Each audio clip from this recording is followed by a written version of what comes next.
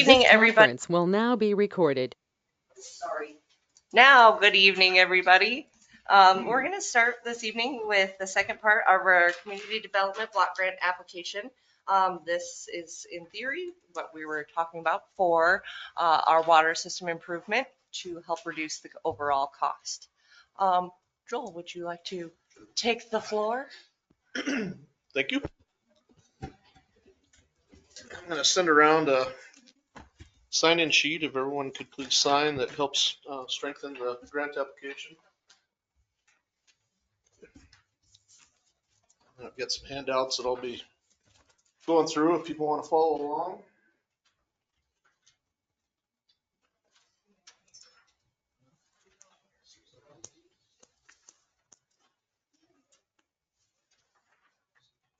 Nope. I'll stand. No worries.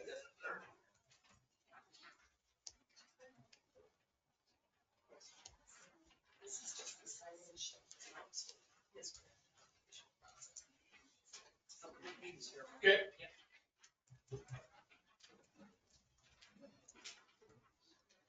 Route 25. We have a copier. The new ones. Thank you.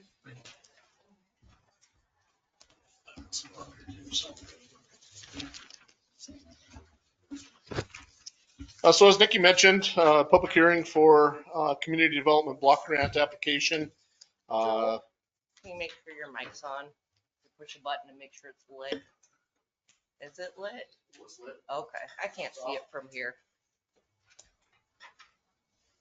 There you go. I think so. It's on? Perfect, thank you. Yep. So yeah, as Nikki mentioned, community development block grant application. It's a grant that we're pursuing to help supplement the funding package for the water system improvements that we've been talking about for a couple of years now.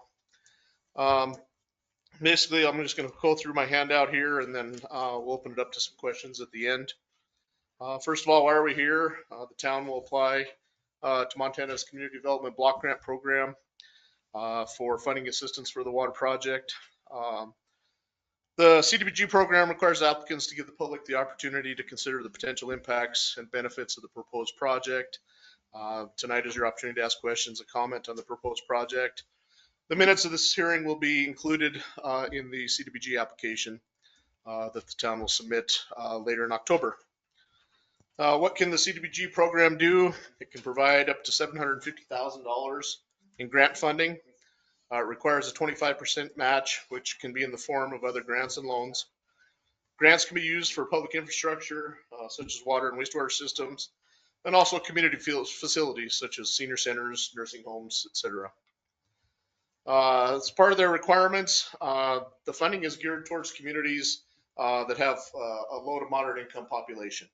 To even be eligible to apply, there has to be at least 51% of the population considered low to moderate income. When we were first kind of pursuing the planning of this project, the data set that was required to be used showed that Ennis had less than 51% low to moderate income. So when we had our public hearings back this spring, we weren't considering the CDBG program for funding because at the time the town wasn't eligible. In June, the Housing and Urban Development released their new data set to be utilized through the 2020 American Community Survey. And with that data, it now shows that Ennis has a low to moderate income population of 51.5%, just above 51%. So all of a sudden now we're eligible for some additional funding. The project must address a documented community need. Back on August 8th, the town held a community needs assessment public hearing to try to get a feel for what the public sees as needs within the community. Some of the items discussed were economic development, housing, of course, infrastructure, discuss the types of potential projects that could be funded by the Community Development Block Grant Program, and then the needs of low to moderate income people. As far as kind of a background, we completed a preliminary engineering report of the water system back in May of this year. Basically what that did was evaluated the entire water system, looked at the individual components of the distribution system, the supply, the storage, identified what the system deficiencies were, evaluated some alternatives to address those deficiencies, established the costs and potential funding scenarios to try to handle and address those identified deficiencies. And basically what came out of that was some two pretty high priorities that the town wished to try to pursue some funding for to improve the water system, to try to handle the needs and the growth within the community. Those two highest priority deficiencies were the water supply and the water storage. As far as the water supply, we've got two wells. One produces about 350 gallons a minute. The second one produces about 250 gallons a minute. As far as the adequacy of that supply, Department of Environmental Quality, who's the regulatory agency that oversees public water systems within the state, their standards state that the water system must be able to provide what's identified as the maximum daily demand in the water system with the highest capacity well or pump out of service. We identified that the projected maximum day demand is about 522 gallons a minute. If we have the largest well out of service and only 250 gallons a minute can be provided, we're far shy of that maximum daily demand capacity and do not comply with that DEQ standard. So essentially we need to try to find another 270 gallons a minute of source capacity, not only to meet that standard, to also meet the projected growth within the community. The other identified high priority deficiency was the water storage tank. The existing steel storage tank is 29 years old. It leaks, requires some pretty significant maintenance should we try to keep that in service. In addition, it's too small. The available storage capacity is not sufficient to meet current or future demands. An additional 130,000 gallons of storage is needed to meet those identified future demands. So with those two priorities identified, we looked at several alternatives to address those. The selected alternative to address the supply constraints was to construct a new well house and develop two new redundant water supply wells just west of Town Hall here near the rodeo grounds. The town had purchased a parcel of ground from the Rodeo Association back in around 2010. There was some test wells drilled back then. Showed some water. At the time, it wasn't what the town was hoping for, so nothing was done at that point. But after some further analysis, it really looks like that's kind of the location to focus for some new water supply.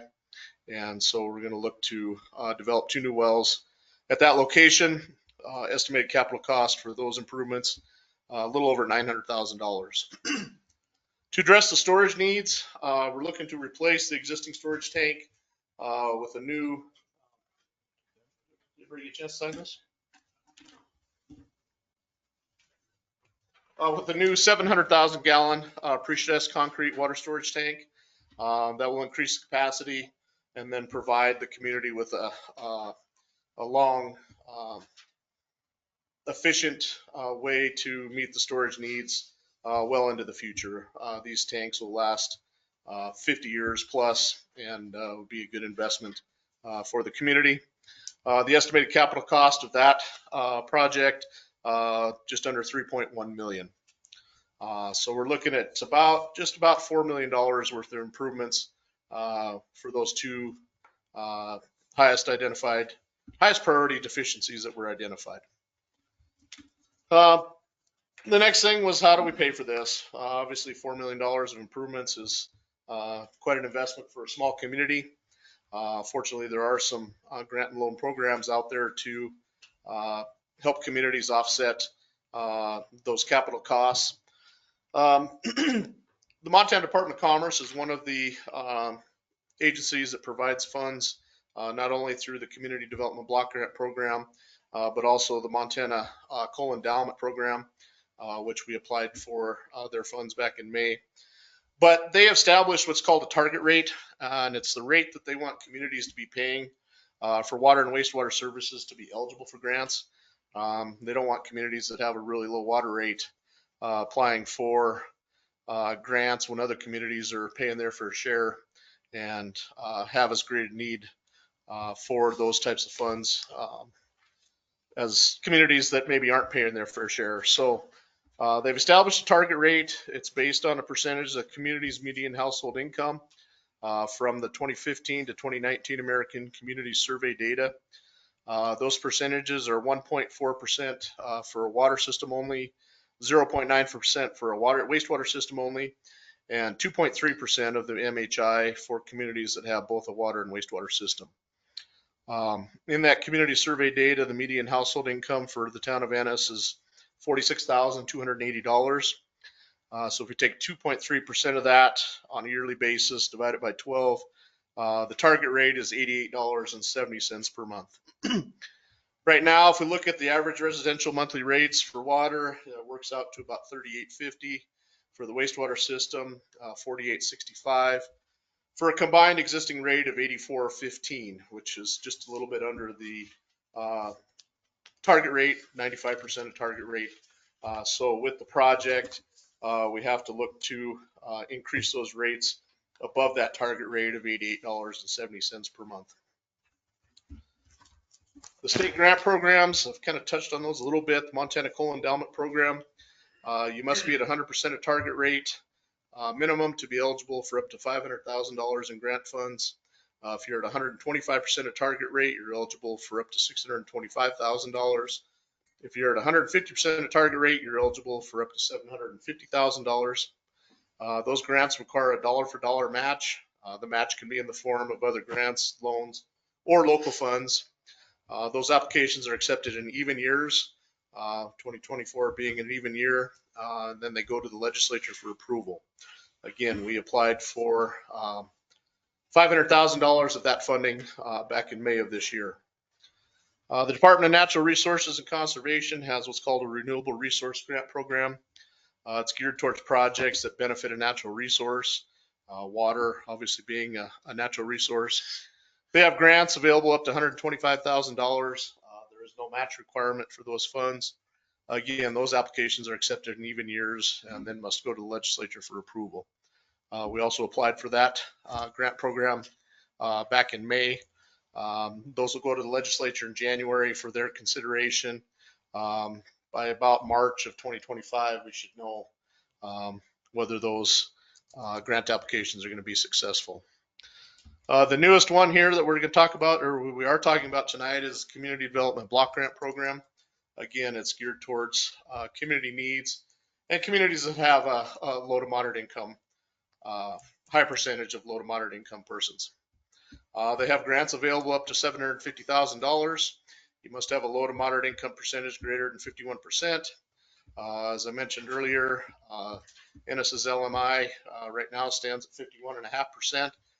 So we're going to jump on that, try to take advantage of that now with the town being eligible.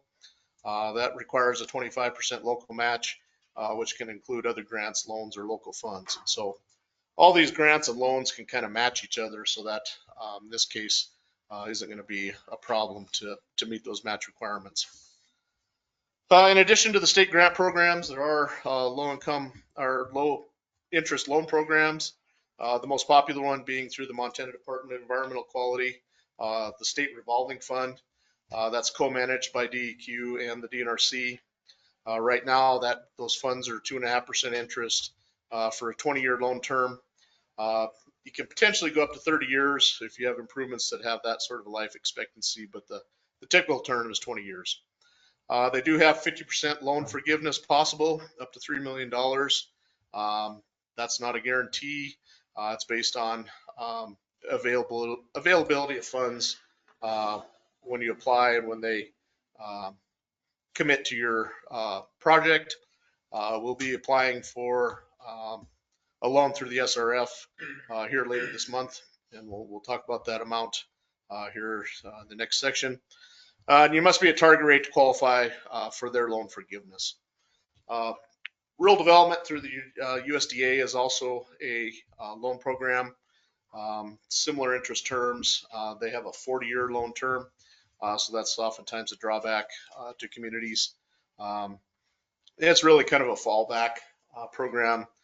Should for some reason the SRF not turn out to be a suitable source of funds for the project, but I don't see that happening. I just mentioned that there is other sources that we can consider if we need to. There are still the American Rescue Plan Act that was funds that came out in response to the COVID situation. They have what's called minimum allocation grants. Madison County has allocated $225,000 of its minimum allocation grant funds that they received. They've granted that to the town or allocated that to the town for water system improvements. And then the town has also committed $214,133 of its own MAG funding for the water project. So the proposed funding scenario for the recommended project, again, new water supply wells at the rodeo grounds, a new 700,000 gallon pre-stressed concrete water storage tank, total price $3.97 million. You can see the breakout of the different funds to help pay for this. The Madison County MAG grant, $225,000. The town of Ennis MAG grant, $214,000. The town's committing some of its reserves, just a little under $11,000. We applied for the RRGL grant through the DNRC, $125,000. We've already applied for the MSEP grant through the Department of Commerce, $500,000. We're looking to apply to the CDBG program in October for an amount of $750,000. And then we'll look to the SRF program to supplement those grant funds to make up the deficit in the budget. We're hoping to get loan forgiveness funds of a little over $1 million, and that would then leave an SRF loan of just under $1.1 million for the remainder of the project budget. Right now, with that loan, we're looking at an estimated monthly rate increase of about $10 a month. If you remember back in May, we were looking at about an $18 a month increase. So you can see what this CDBG grant would do to the potential water rate increase, drop that about $8 a month. So it has a pretty good impact on the water project and ultimately to the residents of Ennis. So that kind of concludes what I wanted to go through. I would certainly open up the floor to any questions. Joe. Yep. I'm John Howell. And I'd like to say something here at the end. But on that 2 acres, are you planning to drill new wells? We're going to complete one well and we need to drill another well. Okay. Whether that's going to fit on that existing 2 acre site or whether we need to look at possibly procuring some additional ground out there, we don't know that yet. So we get a little further into the design and get things laid out. See if we got our control zones that we need to have for standards and things like that.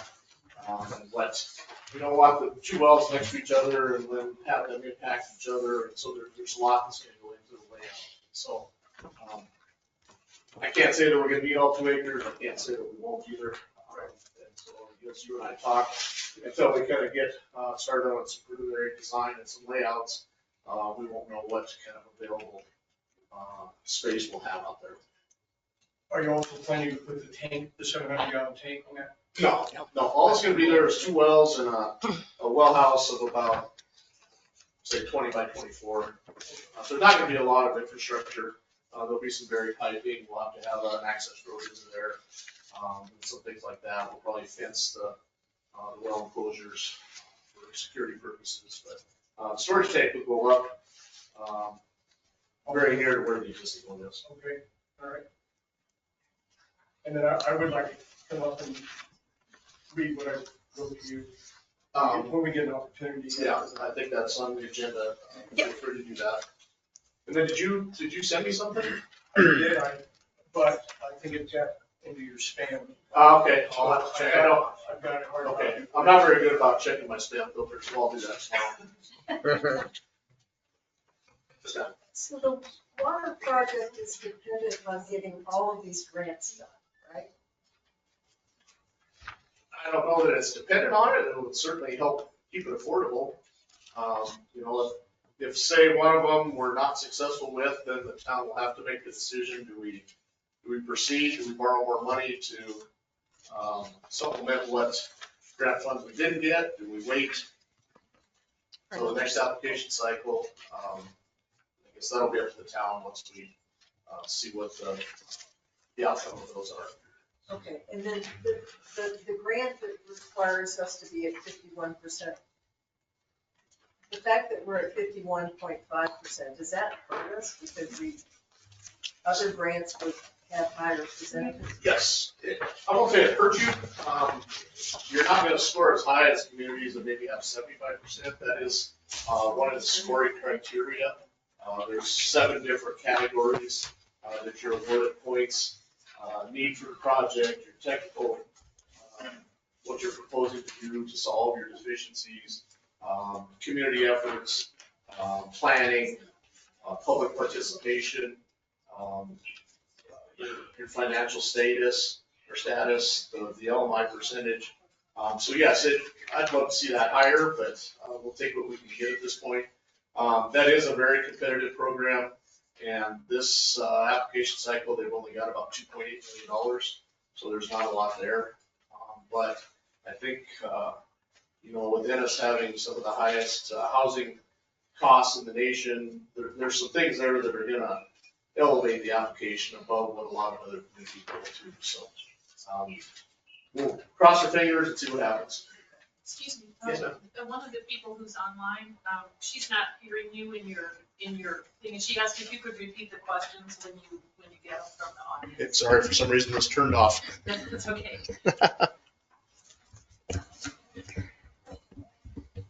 Yes, ma'am. So because we are not at the target rate for combined water and wastewater, what does that mean? Reach that before we apply for that grant? No. So the condition of those grants is that at the end of your project, your water and sewer rate has to be above that target rate. And so right now we're at 95% of target rate. We're at $84. With the loan that we're going to have to borrow, the debt retirement on that is going to raise the water rate $10 a month. So that's going to kick the target or the existing rate in the community above that target rate. So we'll be at, excuse me, $94. Essentially, yes. And we'd like to increment that. That's the whole overall plan, was to increment that over the time space of architectural planning and then through the whole process. So it's not like, oh, we got it done, now it's an extra $10. You can increment it, build that increment over time. So it's not an all at once. And the town's kind of consistently done that over the years, where they built in an increase so that you don't go from, there's some towns that really struggled. They were far below target rates and then had to do major improvements, and it was more like $30 or $40 a month in their increase, and it hurt over a very short period of time. So the town has been very consistent about doing that over a time period so that it's not a big hit all at once, and that's still the plan, is to increase that over time. So that by the end of the project, which it takes a long time. I'd like to say it's all done by 26, and that's like the goal, but you never know how that goes.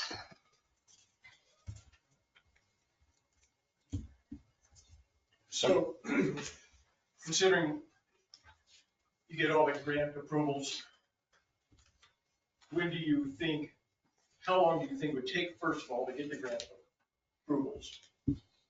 Ballpark. And then how long would it be to start construction, complete construction on the water system? So basically, for those of you online, the question was essentially, what is the timeline for this project? When will the grant funds be available? When will we start construction? We should know the disposition of the CDBG grant by February or March of next year. Again, the other two grants have to go to the legislature for approval. They'll have hearings on those in January and February. We should have an idea by, say, March, whether we're going to be successful or not. The funds technically, if you're successful, won't be available until after July 1st of 2025. And at that point, we could put the project up to bid and get started construction in maybe late summer, fall of 2025. And then we're probably not looking to finish this until middle of the year 2026.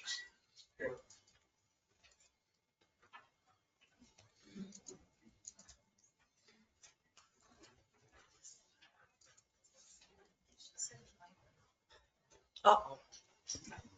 We're gonna try and switch one out. Yeah, Maybe the batteries are going low. keeps turning off. Technology comes with us.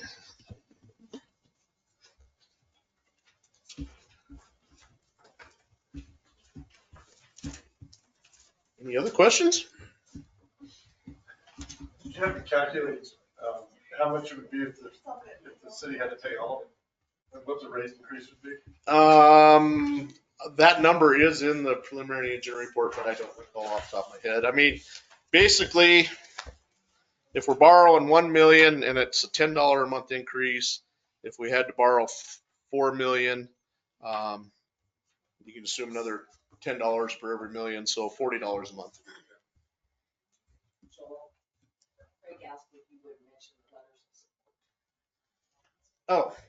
Yeah. So as I mentioned in the kind of talking about the different scoring criteria, public participation and support of the community is one of the scoring criteria. I know several people have provided letters of support for the MSIP application in May. But if you haven't and you'd be willing to write a letter of support for the project and get that to the town, that will help the application. The letters of support have to come from town residents, or can they be outside of the towns? I'd say the more the merrier. Or they're- I mean, I think there's people that live outside the town that benefit from We have business town. owners. Yeah, in town that's that so. live outside. Yes.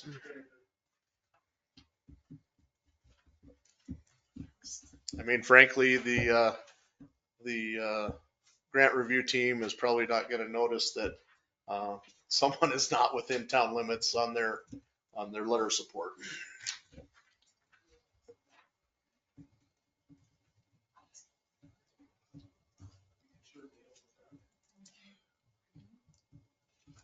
And then I'd like to note that like that well site with the 2 acres, correct me if I'm wrong, but I don't think the town actually purchased the land from the rodeo association. I think that was a gift.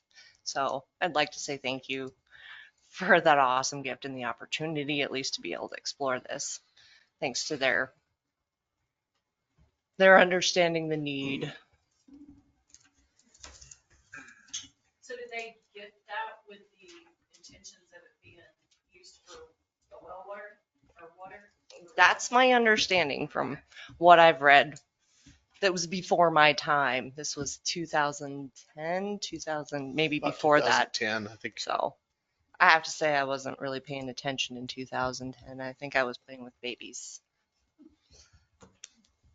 Yes, ma'am. Does the town own any other land that they could potentially explore wells on? The question was, does the town own any other land that we could potentially explore other wells on? I can tell you this area has been studied to death trying to find location to drill some new wells. And there really just isn't anything that pops out as, yeah, this is the place.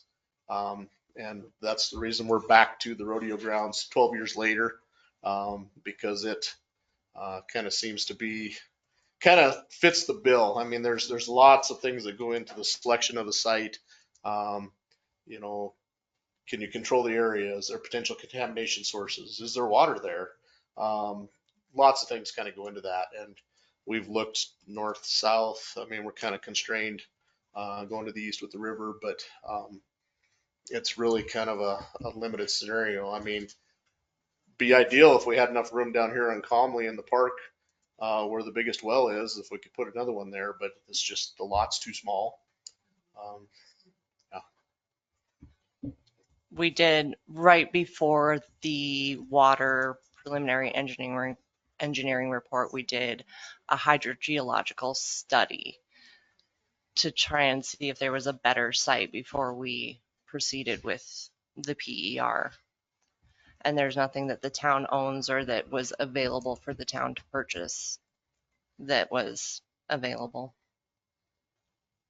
I mean, if you expand your search area, I think we could probably find something, but then, you've also got to connect that to the water system. So if you got to build 2 miles of pipeline, I mean, it's kind of cost prohibitive. Are there any other questions for Joel? Any other questions for Mr. Erickson's online? He was with us for our initial needs assessment. If you were here for that, we batted around ideas and got sticker vote. So Craig's online if you have any questions for him.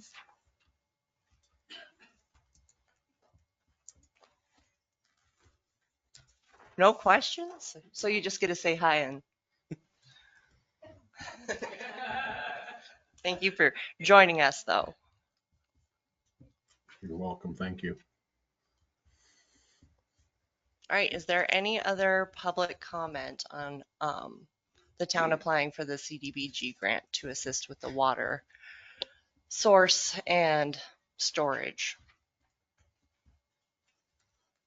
All right, so letters of support, you can submit them to Ginger G at ennismontana.org or drop them off or mail them in. I can't remember post office right off the top. Ginger, what's our post office box? 147, so you can mail them in too. All right, I think that's all the fun for you All right. tonight. Let you proceed with your other business. Thank you.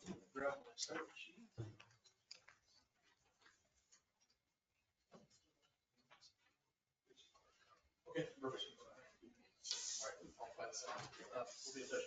Okay, thanks.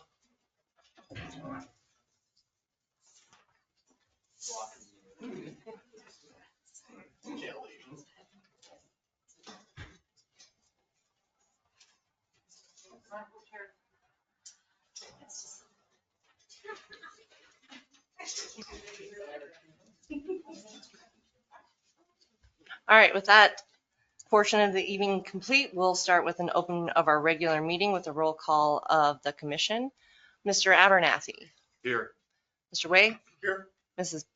Hankins. Here. Mrs. Palmerton is absent, and Mr. Hardy. Here. All right, if we could please all stand for the pledge.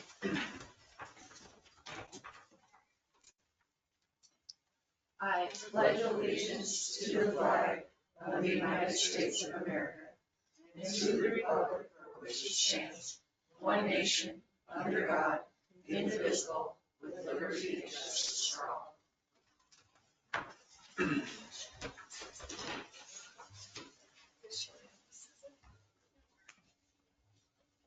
All right, now on to the approval of the August 8th meeting minutes.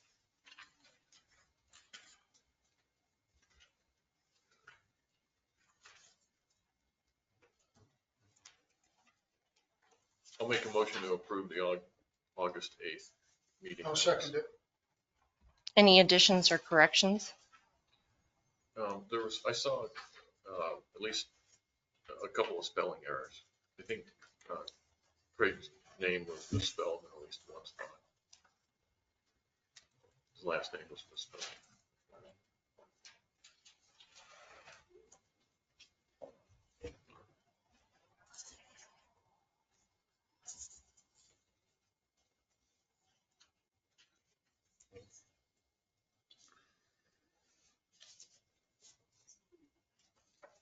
Paragraph 2. Yep, I found it.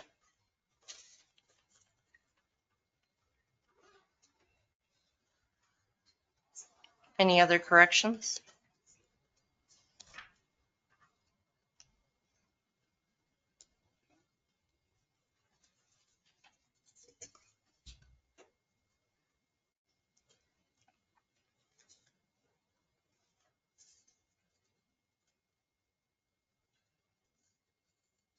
All right.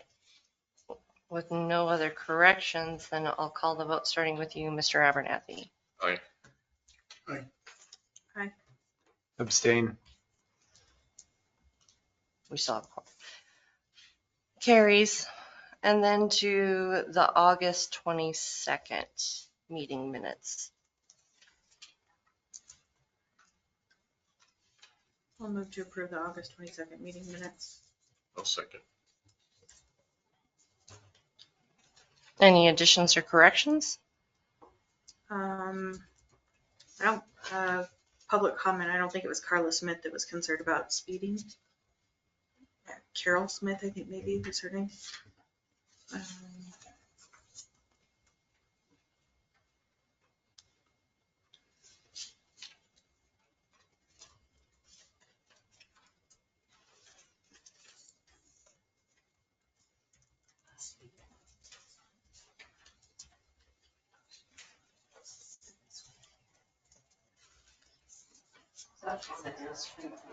Yes.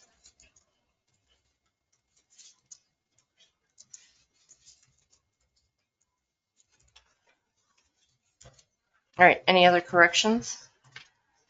All right, then I'll call the vote, with John. John. Yes. Aye. Aye. Aye. Aye. All right. And then we actually couldn't find the transcription. It needs to be transcribed to be accurate for the work sessions for the 28th and 29th. So if at all possible, I'd move to table those two until the transcription can get downloaded. I move to table August 28th and 29th work session minutes. Okay. Second. All right, on to department reports, starting with the library. Karen is, oh, wait. Oh, sorry. Aye. Aye. Thanks, sorry. On to the library. Karen is out of town, so she has submitted hers in writing.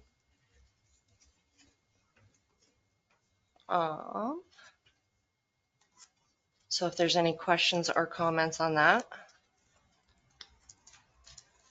Nikki, do you have anything for library board as part of it? No. I think so. All right, as part of the report, Karen did include that Mary Van Pelt will be resigning or retiring, or she's been on retiring from the board. So I'd like to say thank you for the years of service that she's put on the board as well.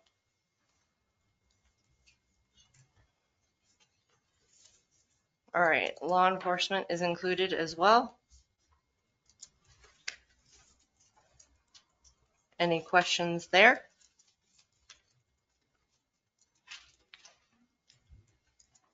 I guess I just have a question, because I was reading through Eric's too, and it said that he had, there was an excess amount of deer that had passed, deceased deer that needed taken care of. How does that work? I'm here. We just Yeah, help it's online. help pick them up in town when they do die in people's yards. I think there's not an excess. It's just And there's no like report or anything that needs to be done? I'm just questioning because I don't know. We've not No. ever been asked from Okay. Fish and Wildlife Parks or anything for any of those, but yes, instead of, and it's nowhere actually in duty delegation, but Eric has always graciously said, yes, you don't have to put that in your car. We can help you out with that. one of them was so big we had to use a backhoe. Wow. Huh. Okay, Well, thank you. We know they're eating the gardens well. All right, on to Public Works. I don't Any have much questions? more than what's on my written report, but we have been getting ready for winter, getting the plow truck running. We're going to try and limp the sander through another year. Been putting some time on that. But it fired the other day, correct? We're all good to go? Yeah. Yeah. Yep. The plow's working fine. The sanders are work in progress, but I think we can. It always seems to work for us. I think this might be its last year. And Eric, can you refresh my memory when we did the budget amendment for the grader? It's too wide to fit down the alleys, is that right? Yes, it is. Okay. So we've never done any maintenance on the alleys.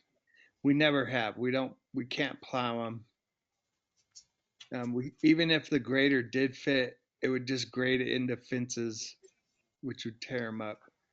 But I am hoping for some moisture, and maybe we can get our box blade on our little tractor down there, see what we can. It's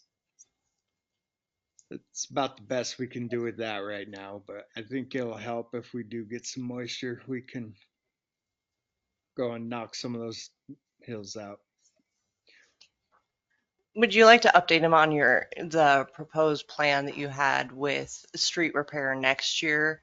And we don't know for sure if it'll work, but we have a theory at least for alley maintenance based off of street I don't repair. really have a set plan for that, but I was hoping to do some milling and repaving.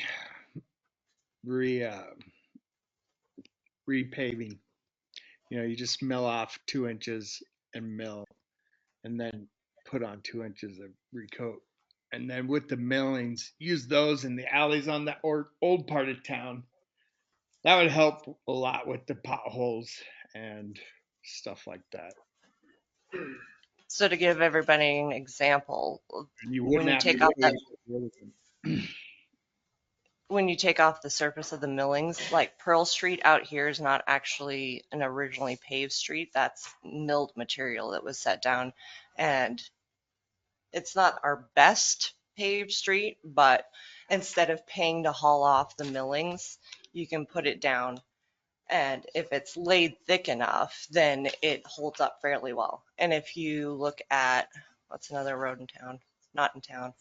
The turnoff to Jeffers, that road, they laid that one really thick. That's actually millings. So, and it's been a while. I guess it was really rough originally, but a little bit of driving and it's packed down to what I thought was originally a paved road, but no, it was built off of millings. So it could be a good way of reducing the cost of hauling stuff off and then giving us some alleys that are easier to kind of maintain. So Eric proposed that idea for next season. All right. Anything else for Public Works? Moving on to zoning.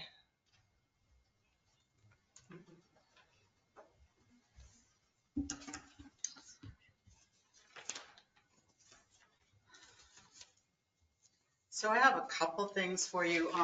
I did receive an update from Three Rivers. I'm sorry I missed that last meeting. Wasn't here to give you a report, but you did approve it, but this is the new map that they want to make sure that they have all their T's crossed and their I's dotted before they start the process. Sorry, they're sticking together. What is this? Three Three Rivers? Rivers, yeah. The conditional use. The conditional use that you did actually approve, but with the conditions that the planning board had put forth. And you guys want to see what you can? Sure. The parallel parking is marked on that map.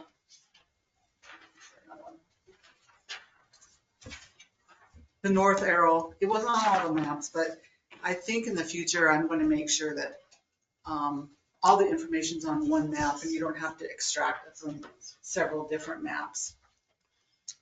But it's on this one. The clear sight zones on the corners are marked. The ADA is marked. And they're showing that it's paved and the setbacks are down there. So I'll sign off on their permit, and then there's a letter of understanding that Mayor Haas will sign off on, I hope. And we can get that to them, letting them know that they've met their requirements. Unless the council has any comments on it. And then, do you have any questions on that? Also, someone asked me to give an update on the 105 Pearl Street. I don't know, one of the commissioners asked me to do that. And I thought I had. I apologize if I didn't. I don't have a set of these pictures for all of you, but a letter was sent in June to the Board of Adjustments. And you can see that it is compliant with their conditions.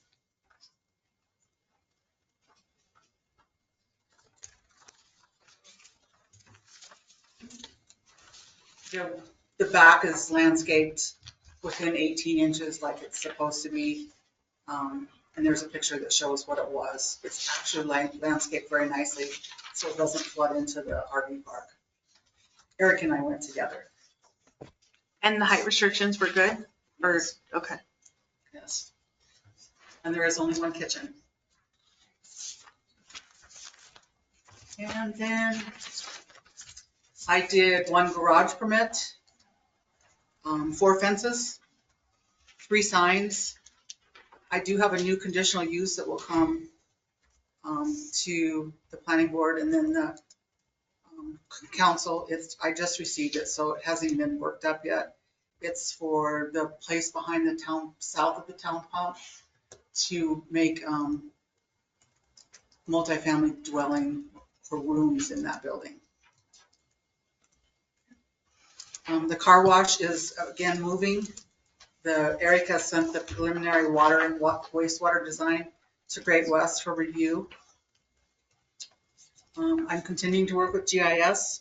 We're super close to getting our new map. I have a message out to Great West for the zoning map, but I haven't heard back yet. And I took some vacation over Labor Day, which was nice. Court, we have right around 80 citations for the year. And that's all I have, unless you have questions. Sir, can I get a larger copy of this, if it's available? It's hard to, I mean, it's hard to read like some of the setbacks and stuff. I mean, I see that they're there. They're there, but- yeah. And there is larger ones, but I do not have copies right now. But not right now. But I will get you That's some. fine. Okay, thank you.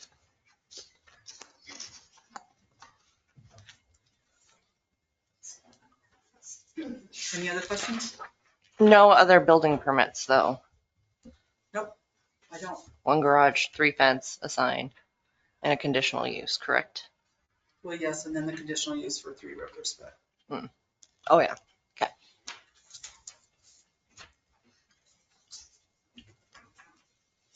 That it? Thanks, Susan. All right, clerks. Ginger, you're up. Oh, and I took your stuff. No, it's okay. Just if they have any questions.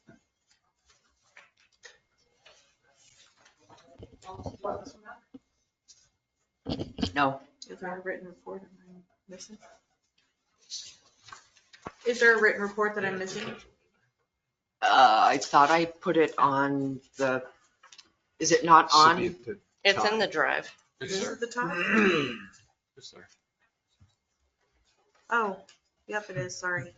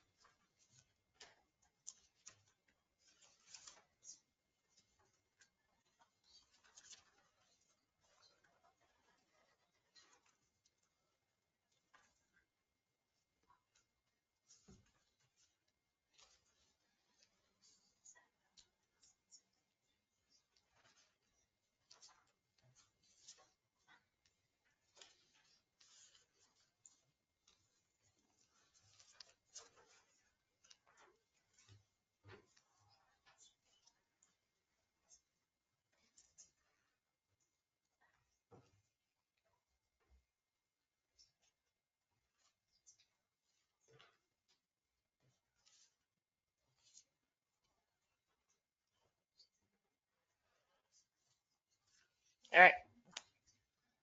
Nothing there, then we'll move on to claims. I just had a question about the solid waste fee from the county, Apologies. Okay. the 158. Yeah, it is an annual fee. I mean, we get it every year.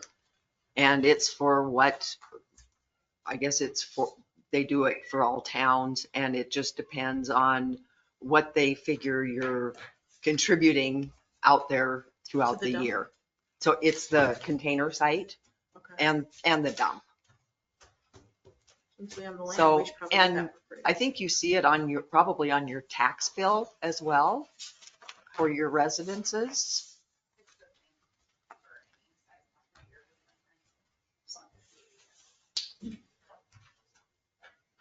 Is that a contract or? No. No, That's it's an just, it's a assessed amount. county fee. Is it the same for residential and commercial? It is. Any like a residence or a property address, that tax bill receives the.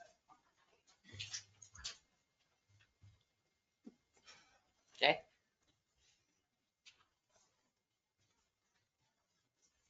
I'll move to approve claims.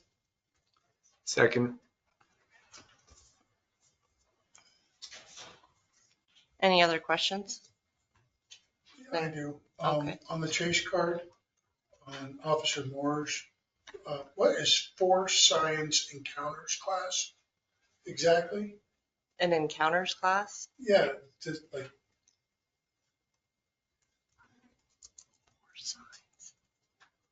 I can't answer that. That one I'll have to ask him which class that is.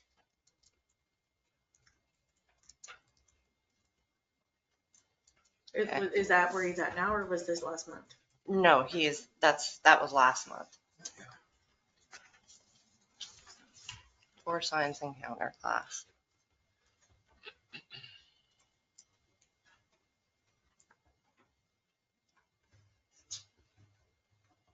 and then the other question I have, there was a $425.98 for the copier fax. Aren't we gonna do something different with that? We are, yeah, we were, it was in the position of getting traded out, Okay, and that's, and our delivery took a little bit longer, so we had our old one an extra month, John. okay, So we now have the new one, okay, which anytime you get new equipment, you have a learning curve just from the differences, but we just got it installed on Monday. oh, did you, okay, I knew we were supposed to, that's why Yeah, I was surprised. Yeah, the shipping on that machine was late, so we were a month later getting it than we anticipated. Thank you. All right. Call them the vote then if there's no others. All right. Aye.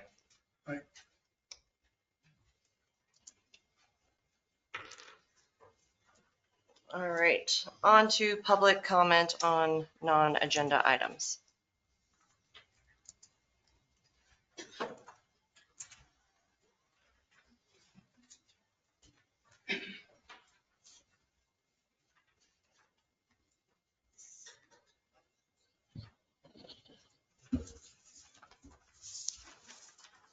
Myron Walpole. Ennis. This perspective is coming from a fixed income taxpayer.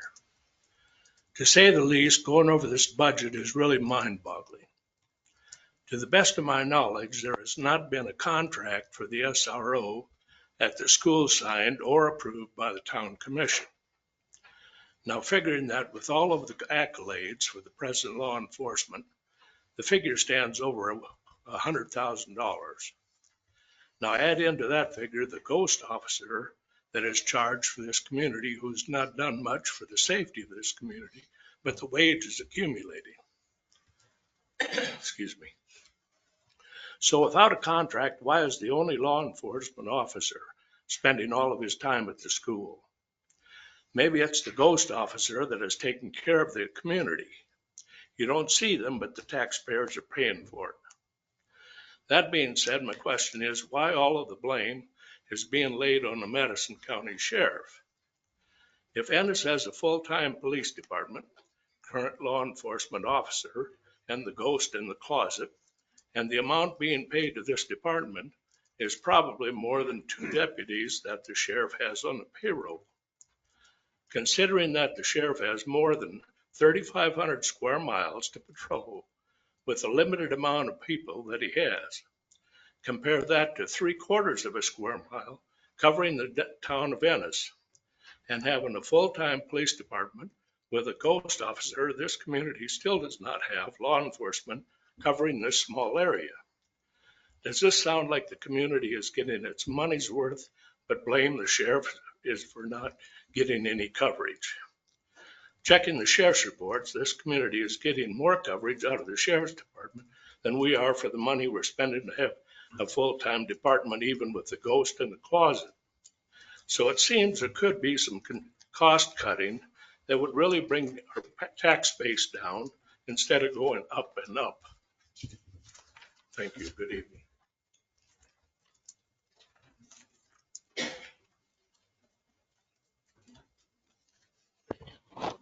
Mike Delaney, Ennis.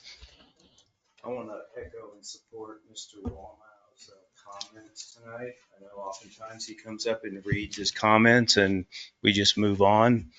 But law enforcement has no visibility in this town. Our local law enforcement, I see the county deputies a whole lot more. And I think the visibility is about prevention. I know we'll quickly bring out the sheet that says, well, this is all the only crimes we have. Well, it's probably only the only crimes that were reported.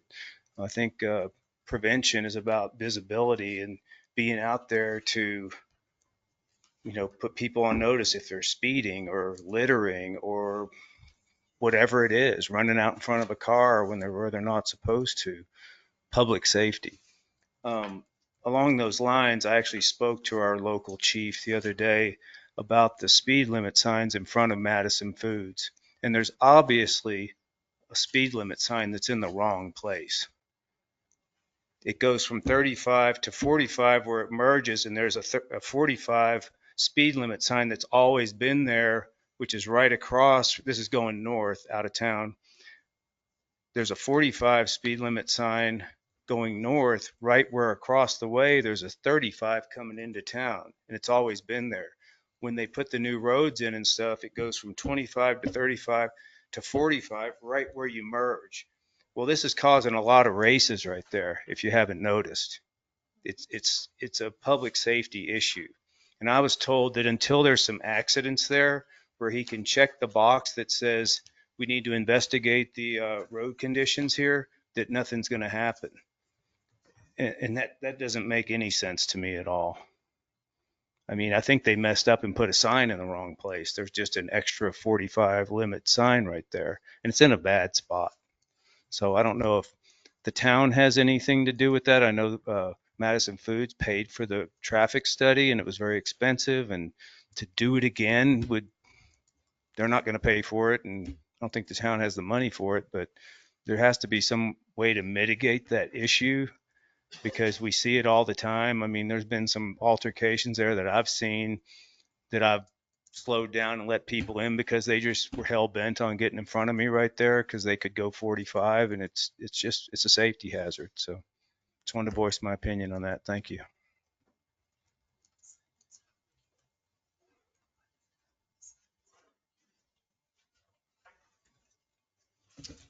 Tashina Meyer. Couple things for public comment. Since we went on to the sheriff stuff, I'll start there. Public record shows that the town has been billed 30 minutes for the attorney's time on working on the MOUs to the sheriff's department that everybody's so upset about. I'm curious how many documents you guys sent to them. I mean, was it so few? He got it done in 30 minutes. There's nothing more to answer. I'd really like to know how many documents were sent to him on this, because this has been a hot topic for a while. So with that being said, I think with one town cop, you guys are asking a lot. He can't be on watch 24/7. No one can, right? We're supposed to have 2. Town voted for 2. Mills were passed, voted by the community, voted it. And we don't have 2 because of the brash going after your officers that you so want on hand. You got to pick your battles. You want them here or you don't want them here. It seems like you're all trying to run them out of here. I'm sorry, have you seen the school shootings around the countryside? You guys don't want him anywhere near the school where your kids are? That doesn't matter to all you guys? He leaves the school when he needs to go in the fall. I have different opinions on that. My choice, I would definitely share it with the school. My kids in that school, I would want him to be there.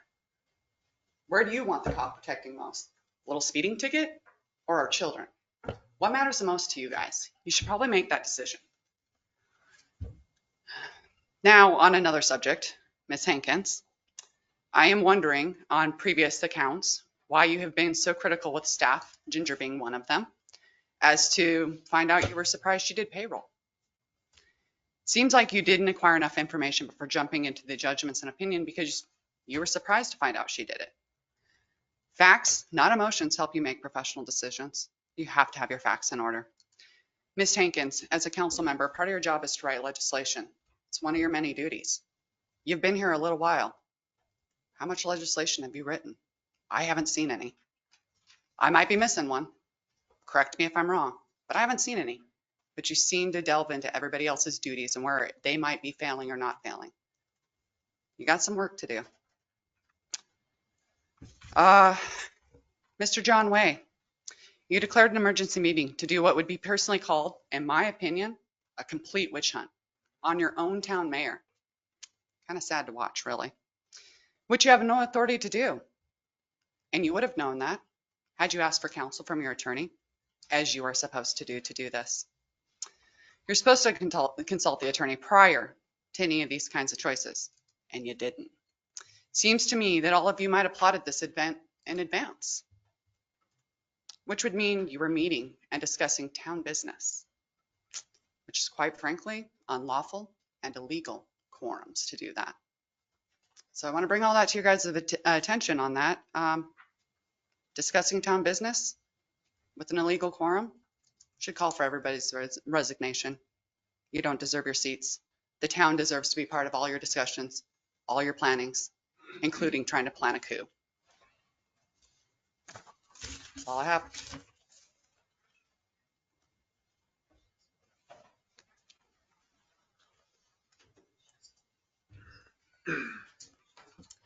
Molly Wilkinson, 220 Slade Ave. Little bit of a lighter turn of events here, but still kind of stressful. So I'm part of the Calmly edition, this awkward little corner right here by D&D. And I came to you guys last month with a little bit of a pickle. And we're still kind of trying to get through it. So back in 1959, before I was born, the entire Calmly edition was annexed into town. However, I've become aware that we have no ability to hook on to public utilities, and we don't pay city taxes. So now I'm sitting on a less than half-acre lot, which is, I think, 3 city lots. I have several neighbors around me on similar size lots or smaller. All of us have private septics, private wells within 50 feet or less of our leach fields, and they're failing. These are 60-year-old systems, and my neighbor has gone to such lengths that they didn't even pull permits to redo their septic. So I'm not sure what to do, but I just wanted to bring it to your attention that maybe we need to look at extending our public utilities our way. And I realize there's budget issues that go above and beyond this, but if we could have some forethought so that we don't spend a whole bunch of money on a new septic system and then are forced to abandon that when we get our act together and extend public utilities out to us. Thanks.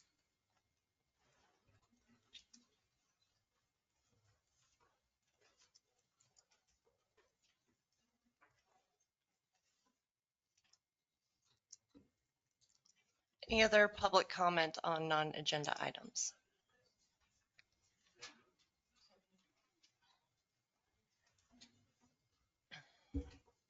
one little bit of rebuttal.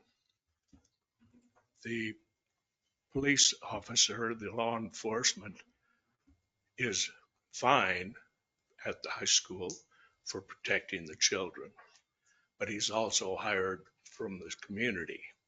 He does not have a contract, but he does, the kids need some safety to get from home to school. And the community needs some law enforcement for the protection of any problems, any crimes committed.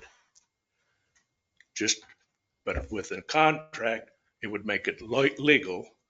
Right now, the police officer does not have a contract.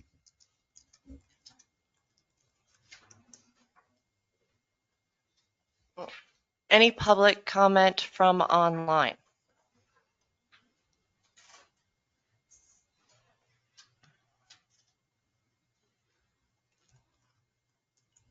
All right.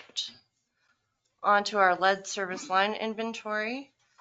That is, I think we're at our last section of it. All of our final submissions need to be in. We've reached out and scheduled all of our final inspections. So all of that has to have final submission. Sorry, let me wait for the backup sharing space.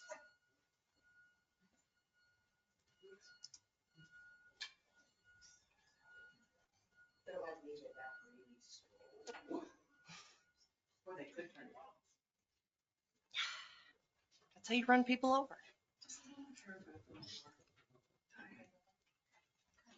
All right, so the final submission for lead service line inventory is done in October. So we're going to be really close to, it's not going to be 100%, which I don't think anybody's going to reach 100% in that. But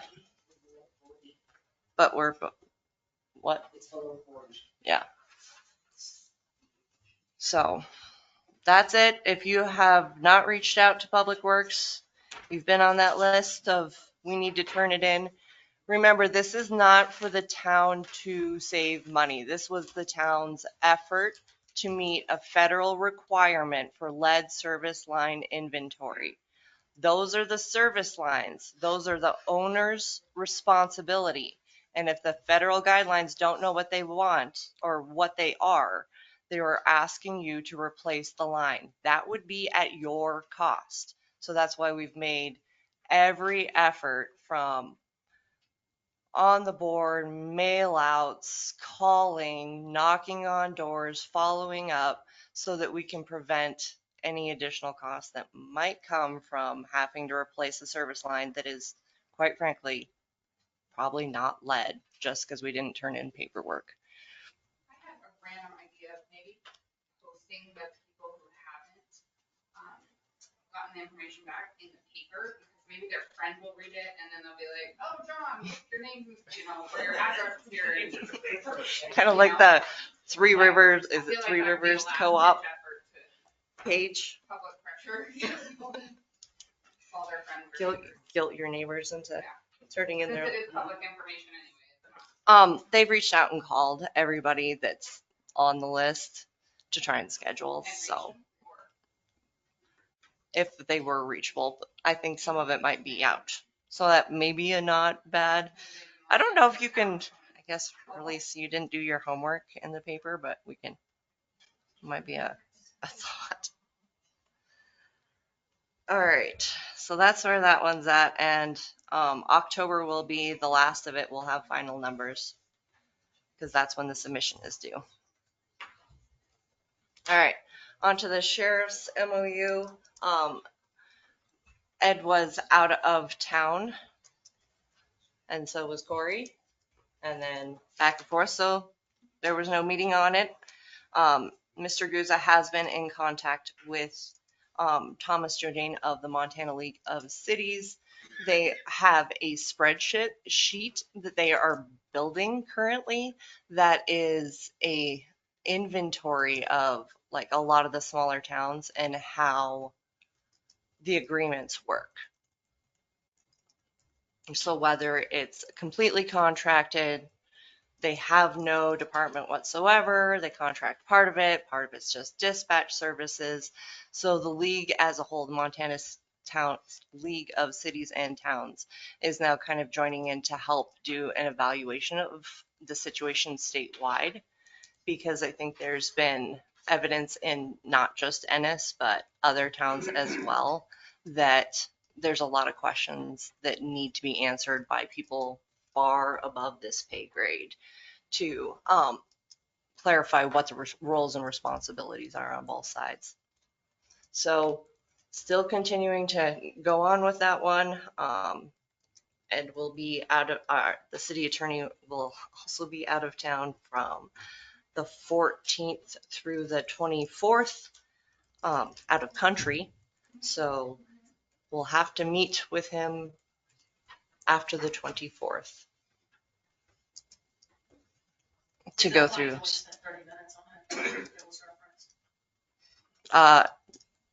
Don't know. I sent him the entire public records request that we received from the county, which was over 500 pages, and then an additional probably 60 pages of records that we had from conversations of in between either commissioners, the previous attorney, the letters that were sent to the town from the county, the letters that were sent back from the town to the county, back and forth. So 600 pages in a half an hour is pretty good, I guess. I don't know how. I think he wants more guidance maybe, but that's a lot of information. And I was actually surprised to see that on claims that there was only 30 minutes spent on 600 pages of documents.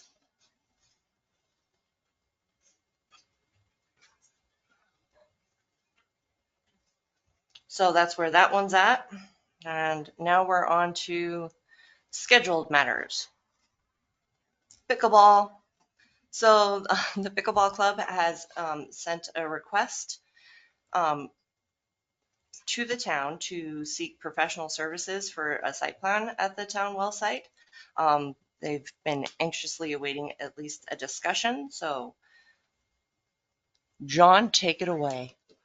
He'll present his information. We've also sent as much of it as we could to, I did an initial reach out to Mr. Guza and our on-call planner as well. So Susie will give Forrest update. Okay, my name's John Hauk. I'm a member of the Ennis Pickleball Club. And I have been appointed to be the construction coordinator for a new pickleball complex. When I heard that Joel Pilcher, the Great West engineer, was going to speak tonight and talk about the money situation, I took the opportunity to send him a letter explaining to him what the pickleball community is trying to achieve. And what I'd like to do tonight is read this letter that I sent to Joel for the sake of the audience and also to put in public record.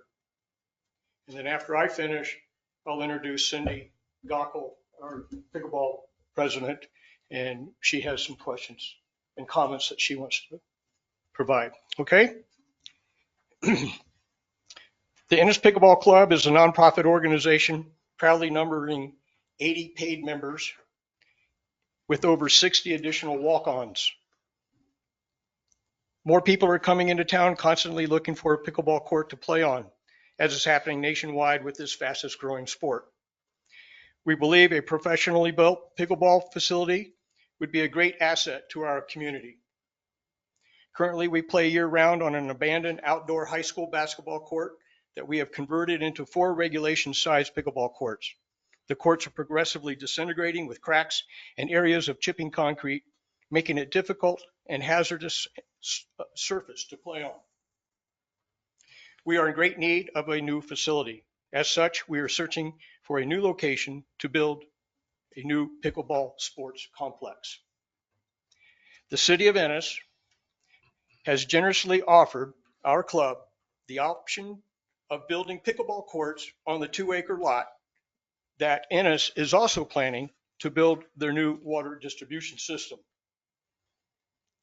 This would be an ideal location for a pickleball complex because it is away from any development where noise might be a factor.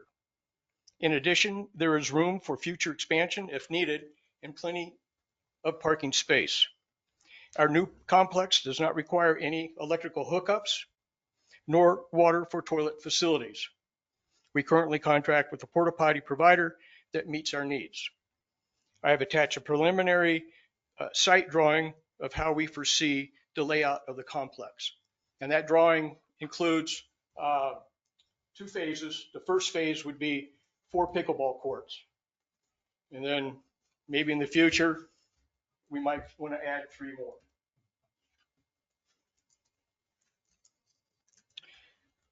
So now this begs the question, is it feasible to jointly locate the 2 complexes on this lot? If so, would Great West Engineering, with the city's approval, be willing to include the site planning of the city's water project with our pickleball project, combine it into one project? And the reason for this is because there's going to need to be some dirt work done, and there's going to need to be some approvals from DEQ, Department of Environmental Quality. So the DEQ suggested that we should try to get our complex included into the Great West Engineering project to have one project for them to approve. Okay, the pickleball club is willing to fund the pickleball courts through donations that we have been advised will cost somewhere between $200,000 and $250,000. The club would also like to donate the complex to the city once it's completed through an MOU, giving us, the pickleball club, the right to use the facility at our discretion, and we would maintain it. So it is our hope that Great West Engineering will work with us and provide us some insight and guidance on how we can proceed further on this project. Any questions of me? Out of your 80 roll call, how many live within the town limits of Ennis? How many? Out of your 80 roll paid members, how many live within the confines of the town of Ennis? I don't know. We could find that out. But the 80 members obviously are from the all around the community. Plus, we have a lot of travelers coming through the community that are looking for places to play pickleball. I do it. We got a whole group of pickleball players right here. Whenever we travel, one of the first things we'll try to do is to find out where the nearest pickleball court is. It's a growing sport. We all love it. We invite anybody to come play. When we have the 60 walk-ons, that includes travelers passing through, that includes friends of residents here that want to play, friends and relatives. So there's a lot of people, and Ennis is a magnet for it. Yes. So a couple of questions. Given that you're thinking of, I think this is a great idea. But given that you're thinking of maybe expanding in the future, are you not seeing any need for potential restrooms along this, or do you think? Ideally, that would be a great thing to have. Yeah. And other places around the country, Bozeman, they've got a great facility there with restroom facilities, but a lot of those are also included in a major sports complex. But yeah, that would be ideal if we could have something like that.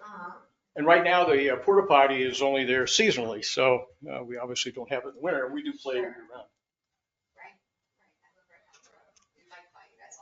You're always out there. That's great. Come and join us. And then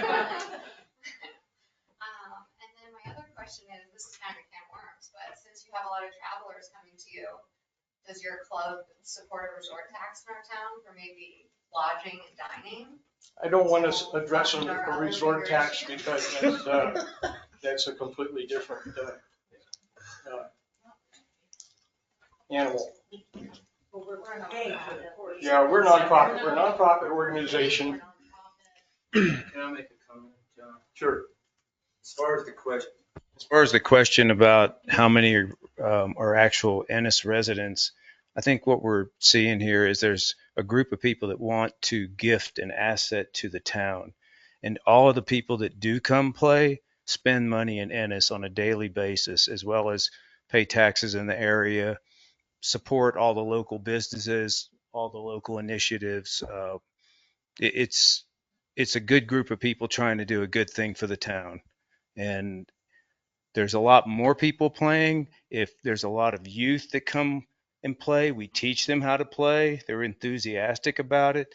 They also need something to do in this town. We're willing to teach them. There's a whole lot of benefits that you may not be seeing. But we're trying to give the town a gift and provide a healthy atmosphere for recreational play. We have people that pass by, that walk, residents that walk by the courts, and they stand there and they watch, and we always invite them to come in. We have extra paddles. We can show them how to play. The more people, the better. It's a lot of fun. Isn't this the same site that Joel was just talking about, putting wells in a well house and? Yep. Correct. Yeah. Okay, so shouldn't we figure out the water before we start doing other things on that land? Well, I think these guys are kind of taking it in their own hands, aren't they? They're taking responsibility off of the town's shoulders. Actually, no. What we are doing is we want to work. This is what our ask is. We want to be able to Right, work. so you're not gonna start building or No, doing anything? no, we can't. After that's been No, reviewed? we can't do that, not until a site plan is made, okay, of that site. If they're going to put a water system on there, there's a lot of due diligence that has to be made first, okay? And we will not do anything until all of that due diligence is done, and also when it's approved by the city. So just a thought, I don't know if you guys have entertained it, but there was a point that they were talking about a dog park down at Lions Club. Is there not a spot down there to set something like that up? They were treated for. We have a site that's approved. You have a site down there for them? Is there not room down there to do something at Lions Club Park? Is my question. You can look. I'll let the Lions address that. You're a Lion, you can do that. Sure. That is an additional option that has currently been tabled while they research this. How's that? Yeah, there's So been it is an option conversations. possible? There's been If it never conversations, goes? absolutely. I was thinking. Yep. Saying no. Haven't they? No, we have, absolutely not. I thought they said. Absolutely not. It is not, it's an option that's on the table. I would say they haven't said no, but they haven't said yes. Correct. So, Correct. we're kind of in limbo over that. Okay. I would just think it When would the be a city, better when the location city came since to it's the already a park. pickleball club and offered this option, it was, we weren't certain that it was available at Lions Park. I'd like to address that about the Lions Park. There's a minimal amount of space there to build on. We might be able to get 4 courts in there, and there's no room for growth at all. That's the biggest issue. And as far as the porta potties go, I've been to pickleball complexes all over the country. Pagosa Springs, Colorado Springs, Salt Lake. Most of them that are beautiful complexes that have 10, 12 pickleball courts have porta potties. They don't build restrooms. Restrooms would cost as much as the courts would cost typically. And that's a whole different ball game when it comes to getting approvals for that, especially when you're close to the well site.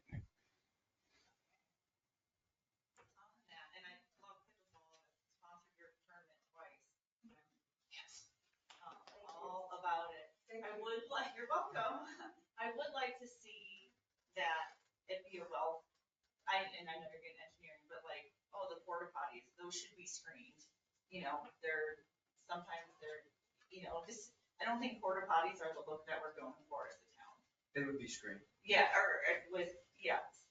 Would wrap A nice, around. some nice kind of scenery or, not just a well thought out plan. I also think that really, going back to a parks district, what happens when, popularity falters and then we're left with pickleball courts that, are maintained. I know you're saying that you're willing to do it, but, volunteerism, is a roller coaster. And so, I just like to see that it's a, well laid out maintenance plan. And I also, I am interested to know how many people live in the town of Ennis, because we are seeing this more and more, is that the town of Ennis taxpayers are subsidizing the greater Ennis area in certain aspects. And so how does that get, how is that equitable? I'd just like to speak to that, not being a town member, but being outside the town and being a pickleball player for 13 years. That is, I'm willing to support it any way I can, even though I don't live in town. And I'm like several blocks out, but it's important to me for my health, and if people are passionate about it, I think you'll find that we're a pretty passionate group. And we'll try and maintain if we can get it. We might be old right now, but the young people coming in, they're enthusiastic. The colleges are wild with it. And I don't see any real decline because it's a great family sport too. We had our grandchildren out there. They're like 5 and 8. So pretty good. But it's a great all-around sport for lots of people. And we are not asking anyone in Ennis to subsidize our passion. We're willing to donate the opportunity to anyone who's in the area, so. Okay, with that, Cindy is, Are you up, Cindy? I know we've already discussed quite a bit of probably what you want to talk about, but you're up. All right, thank you very much, John. Can you guys hear me okay? Yes. All right, great. I've had a hard time hearing you, so I'm glad you can hear me. So after listening to the presentation about nearly $4 million water project, it may seem kind of frivolous to be talking about pickleball, but I was reminded at another community development block grant meeting that building public parks, which the pickleball courts would be, is an important additional amenity for any town. When we play pickleball, we get outside, we get to have some social time, we get some good exercise, and we're able to do that all without paying for a gym membership.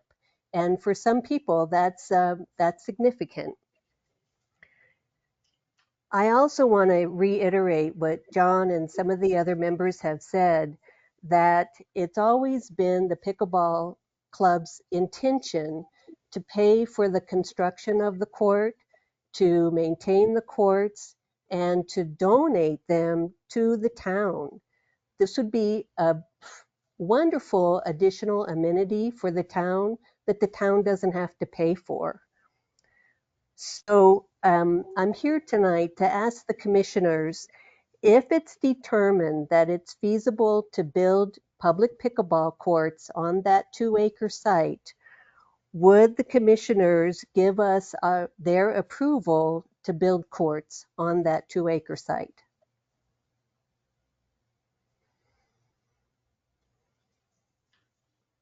Thank you, Cindy. Is there any questions for Cindy? All right. So that's the presentation from the pickleball part.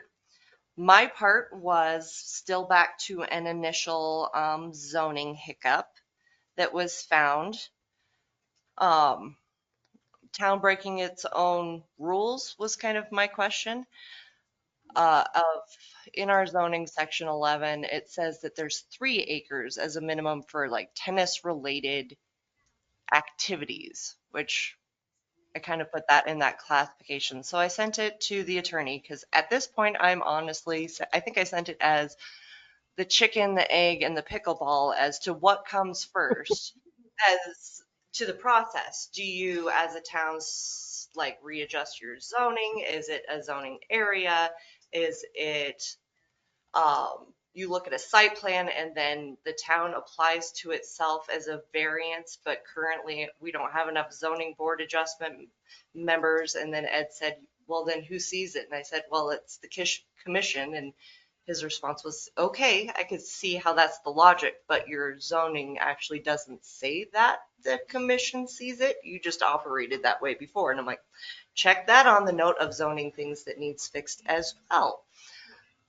So then I asked Susie to reach out to Forrest as to if he'd seen another take on acreage and presentation. So, Susie, Forrest.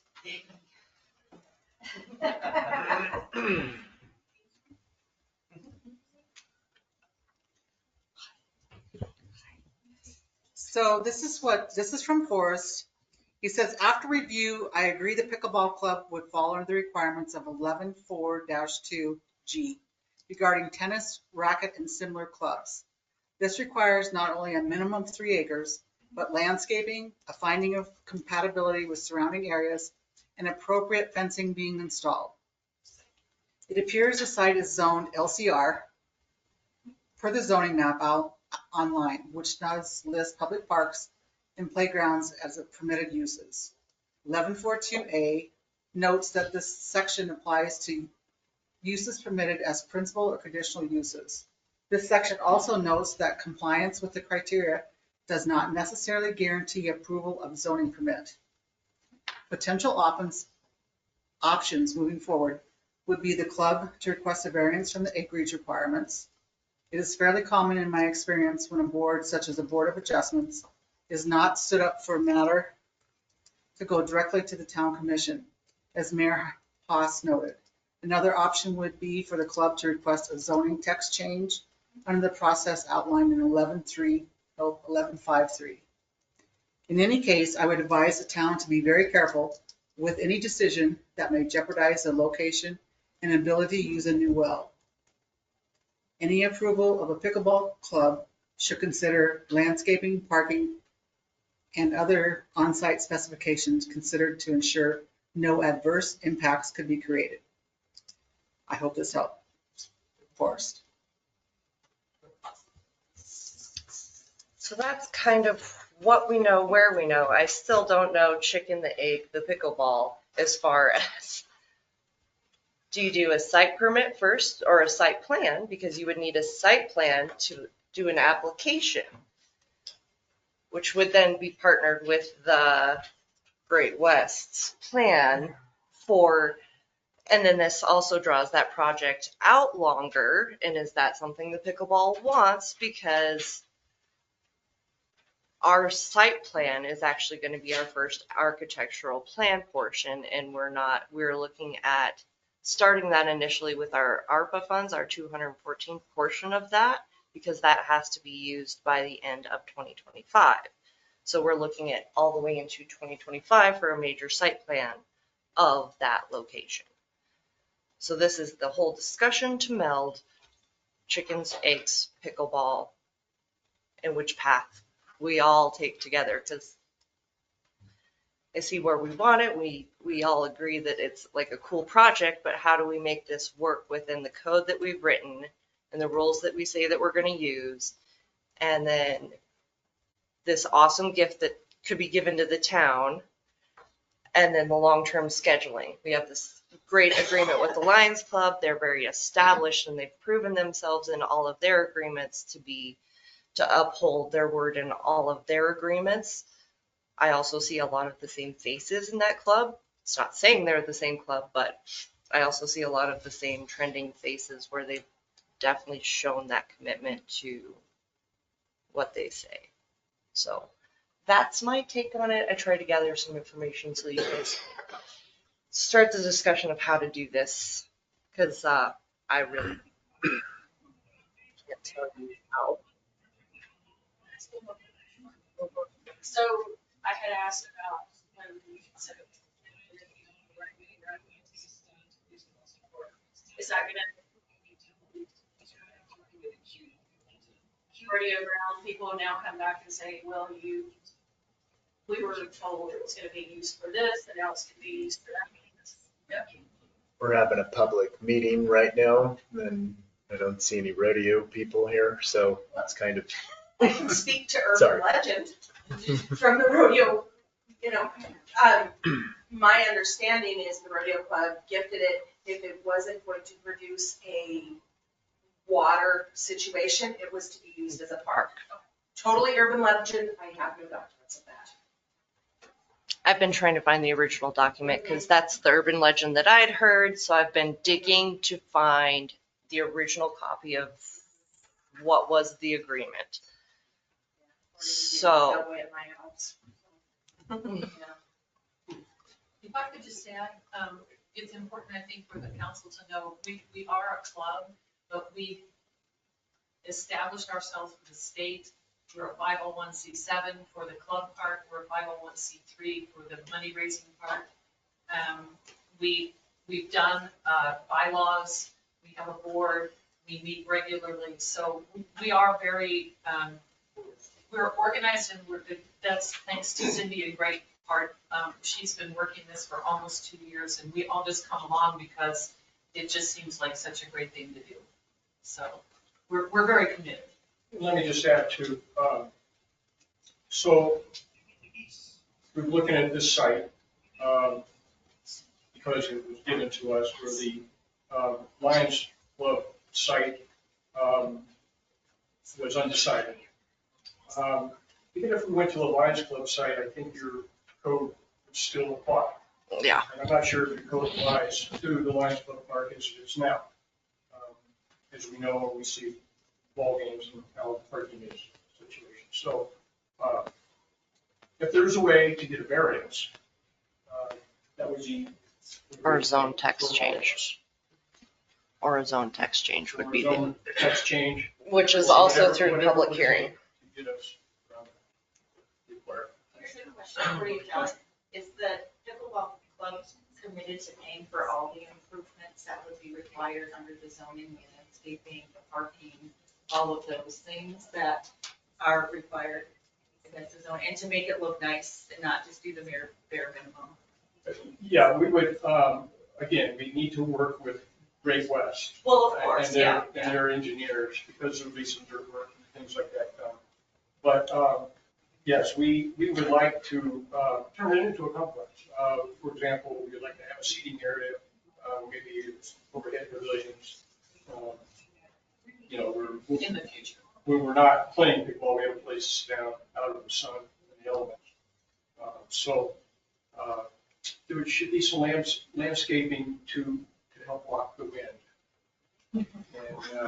And so, yes, we would take care of that part. Has there been insurance involved as a community? Yes. Liable for any? Yes, there's insurance that we have, and I know that for example, Lions Club Park has insurance policy. But this would not fall out into that. That one, not under the Lions Club one, no. No.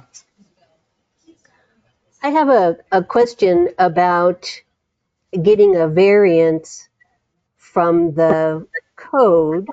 What would it take to change the text? A zone text change requires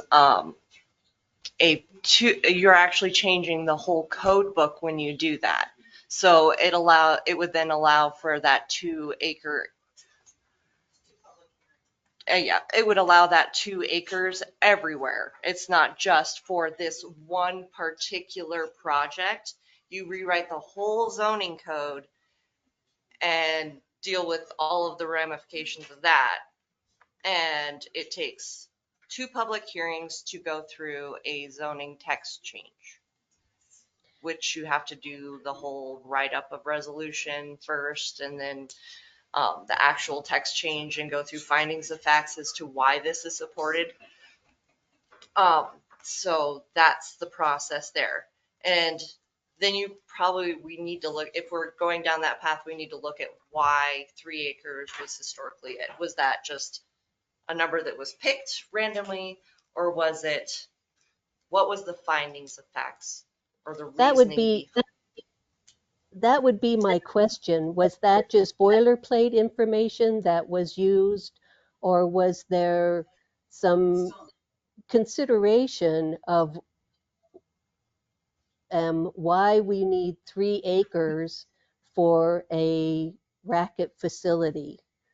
I mean, I can understand the parking code, but the 3 acre piece of it doesn't really make a lot of sense to me.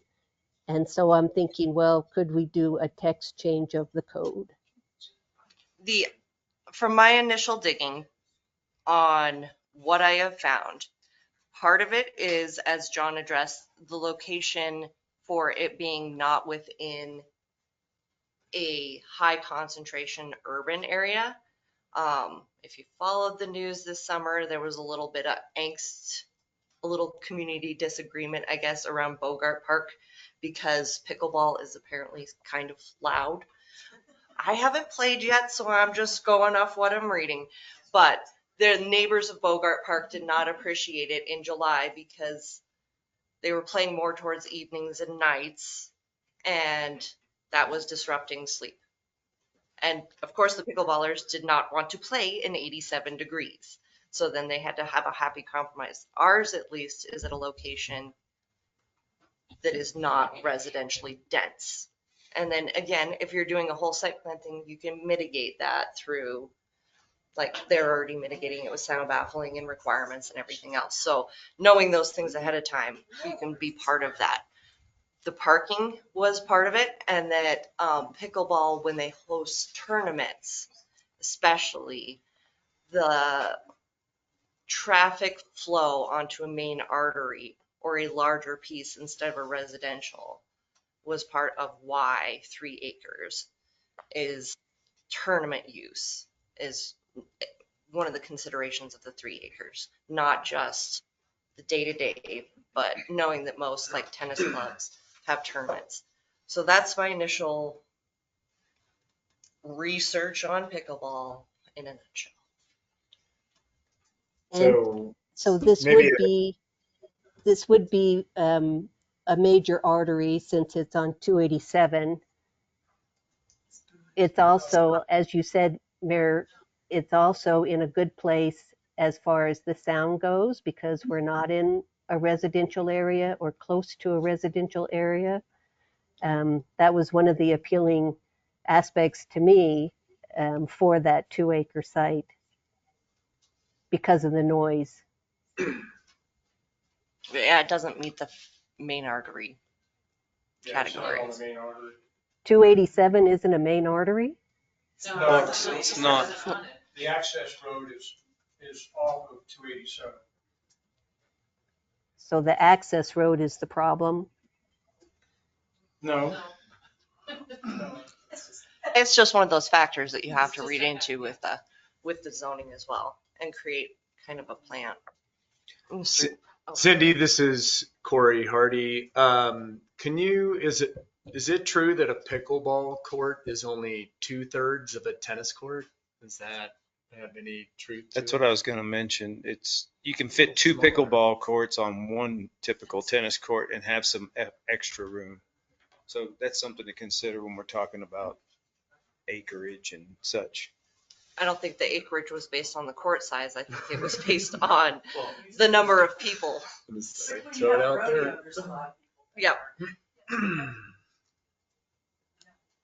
And the size of this lot, it's 2.8, right? Yeah, it's a little over two. It's, Cadastral just says 2. what? It's not 2.2. 2.2. 2.2. So it's not quite half, it's almost. We're in this almost egg situation. So, that's where I'm at. Commission thoughts in this. Variance looks better than trying to change the code to me. Well, that is. A variant, so what's the definition of a variance? What is the purpose of a variance? It is the hardship of the land. And I don't think we don't have enough land is actually, not to be mean, but that means, sorry, I built this house way bigger and it doesn't meet the setbacks, but I didn't have enough land. It creates a very slippery slope for the rest of the course of town. It can lead to unintended consequences that could be very detrimental to the town, in my opinion. I'm not a lawyer. I'm definitely not a level 1 planner. But maybe, so local, Susie, zoned for LCR.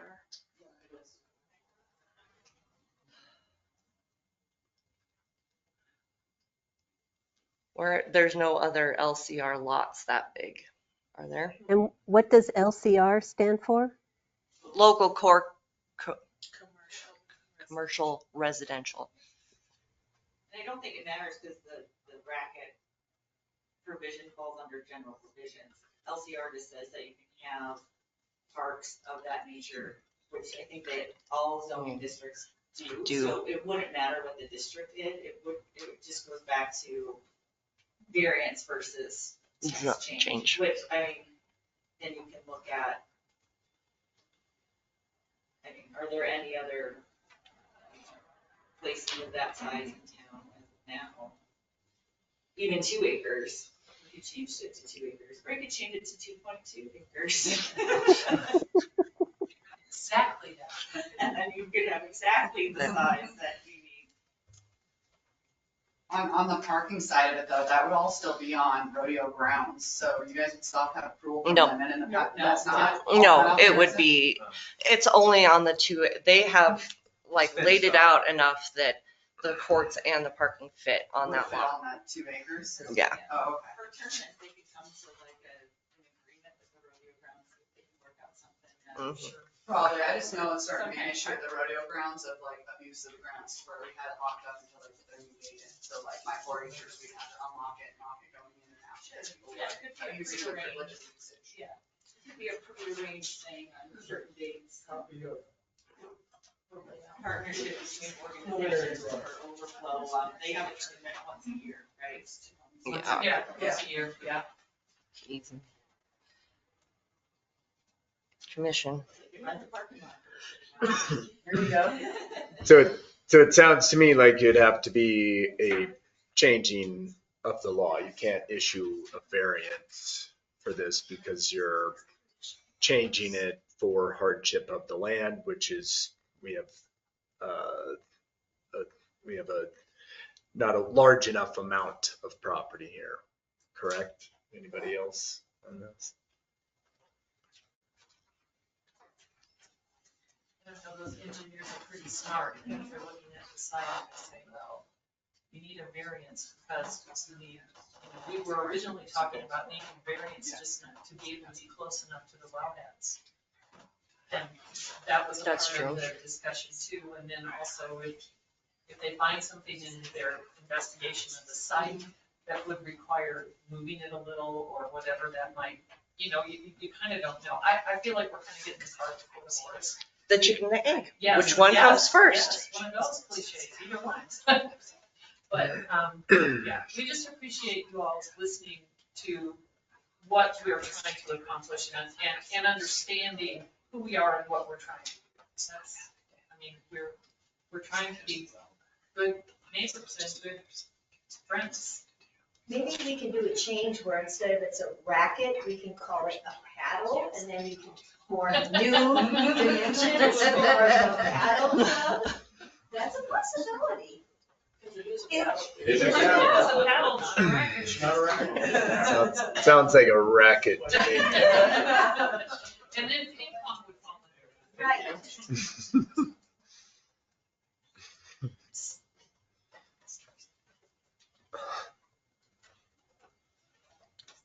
How does the club feel about the whole waiting until we do our design phase? Because that's the whole idea is DEQ. So that puts it at, It's not. And what is the cost to put this on to Great West also? That would be a good, I would want to know. That Discouraging. it would be good to know from Great West Engineering what the piece of the project plan of the pickleball courts would cost.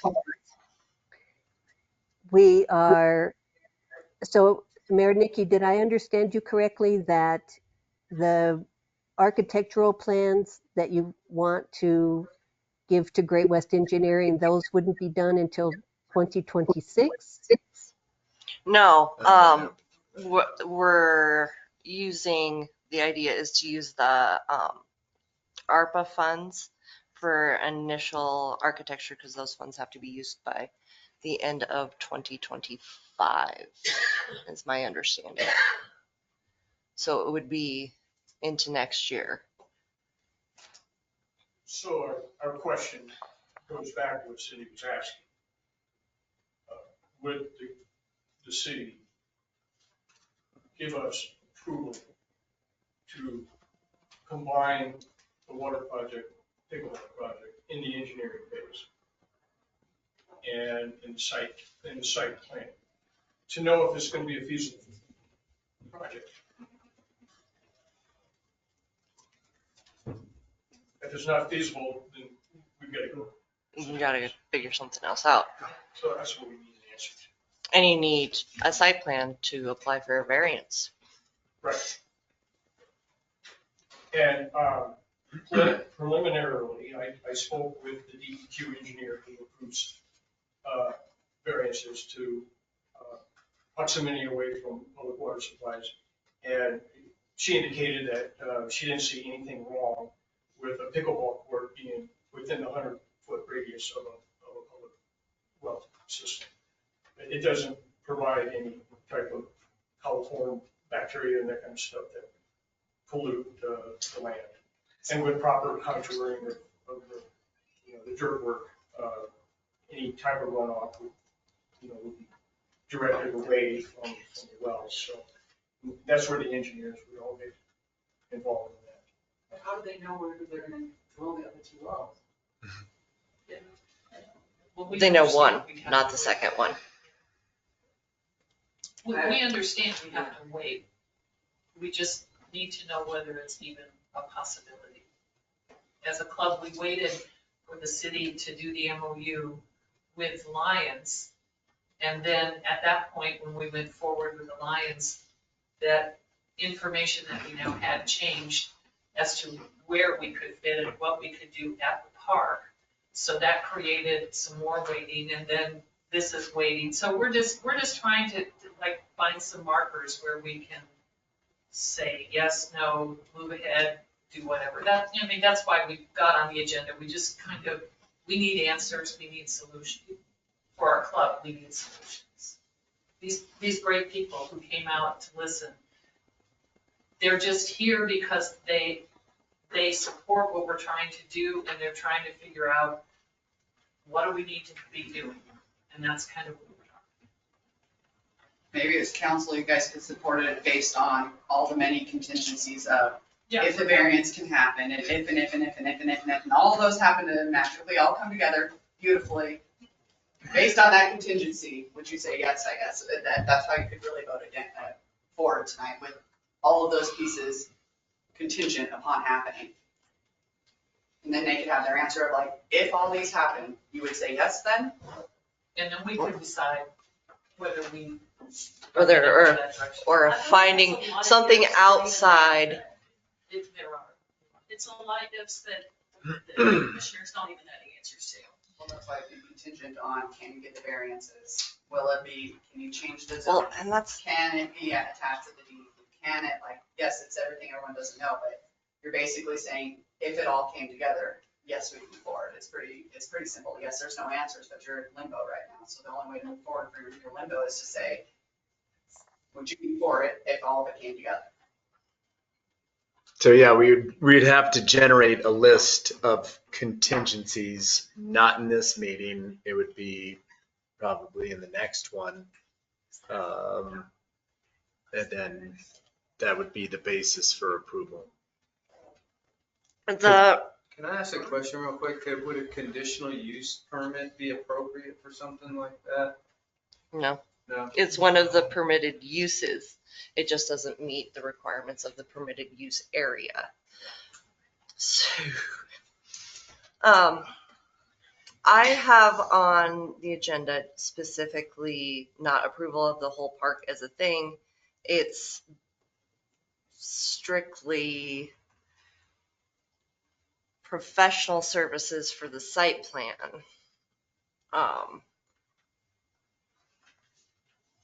Which would have to be done to answer all the other questions. That's why I put it this way, is I thought this was the first step to getting the right answer of you need the site plan to do whichever you're gonna do And that's what next. Great Western is very good. They do that due diligence. They check all of your. The little boxes. They check the DEQ things. They check, there's also probably an archaeological history study that has. We can do this. Okay. Yeah, I mean, there's a lot of things to look at to make a site plan for a project. So for us to try to list all of the contingencies would be difficult. I would say let's let the engineers do their due diligence and come back and say, yeah, it would work if we do this, that, and the other. Answer a lot of questions. It meets government's primary health, safety, Yeah. welfare. As long as it's an understanding that the town doesn't have any money to foot any part of the bill. And can we still use the ARPA funds if we rope in? Or rolling a park into it, yeah. Yeah. That part would have to be billed completely separately. But that wouldn't violate us using those ARPA funds. No, it's strictly for well source design, well source storage. Otherwise, I've been trying to think of other areas for 3 acres, or it doesn't have to be 3 acres if it's not in town. But if it's within a mile of town, technically it should be. And that's the first time I saw it was an approach from another group that wanted a pickleball court. And there was the idea of the county planning board said, well, maybe you need to send it to the Ennis board. And I was like, oh, okay. Who knew? So if we had $1 million donor, we could probably find our own box. Would you?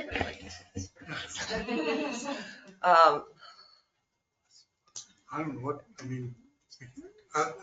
I don't think any of us would be comfortable making a motion with all those contingencies. And I'm speaking for other people, but I know I would. Not for approval of the whole project. Yeah. I don't know that it's approval of the whole project. Could you at least I think it's give the end. approval to let us work with the Great West Engineering to see if it's feasible? The cost comes to question for me. I know that's going to. I want to know how much we're looking at. Right. And, but the first question is, would you allow that to go first? And then second of all, yeah, when does the money fall down and how the money is going to come out? So, to pay for it. With the budget discussion, money is first in my mind. John, don't we need to know how much Great West is gonna charge us to do the site plan? Yeah. Before we We move don't forward know with that them? unless the council gives us approval to work with them. Right. Is that That's really what how we that need. works? Great It's a West club. won't, Great West won't say yes until we give approval for you to work with them? I don't think. You can't have an independent club. Property. I don't think you want to have an outside party like us going directly to Great West to work on a project that's on city. property Right, and without your approval. Right, and I don't feel comfortable approving it until we know how much it's gonna cost. And what impact it might have on anything. Right, but else that there's we're gonna be doing. an added cost on top of that and looking at budget. I mean, Right. it may No, not be we've anything, already- but Yeah, we've already said that we are happy to work with Great West and pay for the portion that is ours, but Great West would have to tell us what that is. We don't know. You're gonna have Great West do a site plan anyway for the water system. right. Right. But I hadn't, maybe I didn't hear that correctly. I didn't hear that you guys were planning on covering that cost. Yeah. Yes. Okay. So the only issue I see is that this would all be based on or contingent upon us changing the law to say you can put it on a 2.2 acre parcel, but what if the rodeo individuals did show up to the meeting and have some issue with us changing that particular property for some. But you won't know that until you approve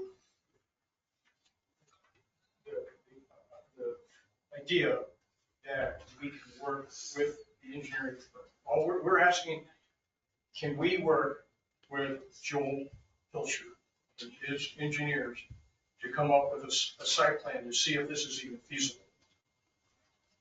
You're doing a site plan anyway for that 2 acres for the water project.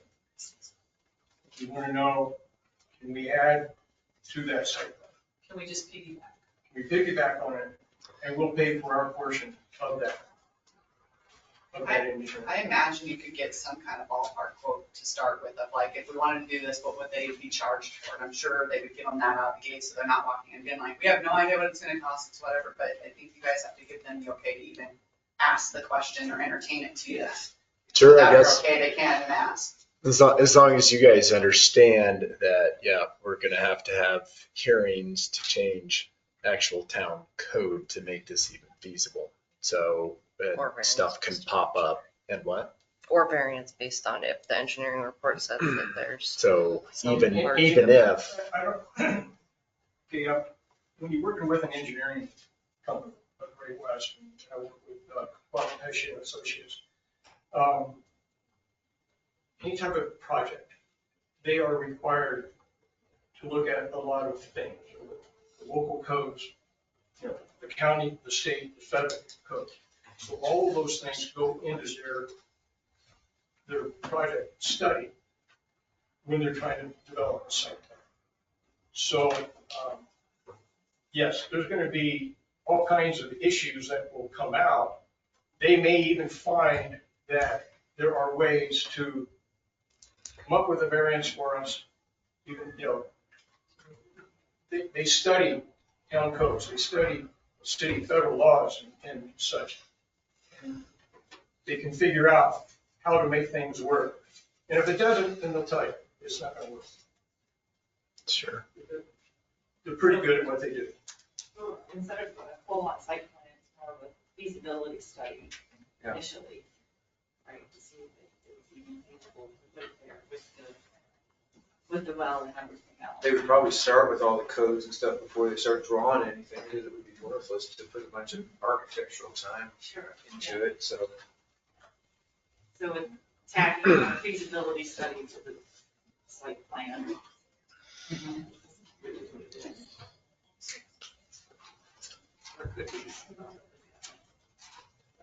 So the water part of it is planned to be done in 26, correct? 25. The site, sorry, No, Not done. the well, everything built and constructed correct, in 26. correct. So then this would happen after that? Or at the same time. Approximate same time. Can I ask this? Would you give me permission to talk with Great West, the engineers at Great West? Just to ask the question, what is it that they're going to be required to do? And approximately, what will the cost be? And then I will come back to the council and tell you what I found out. Do some discovery.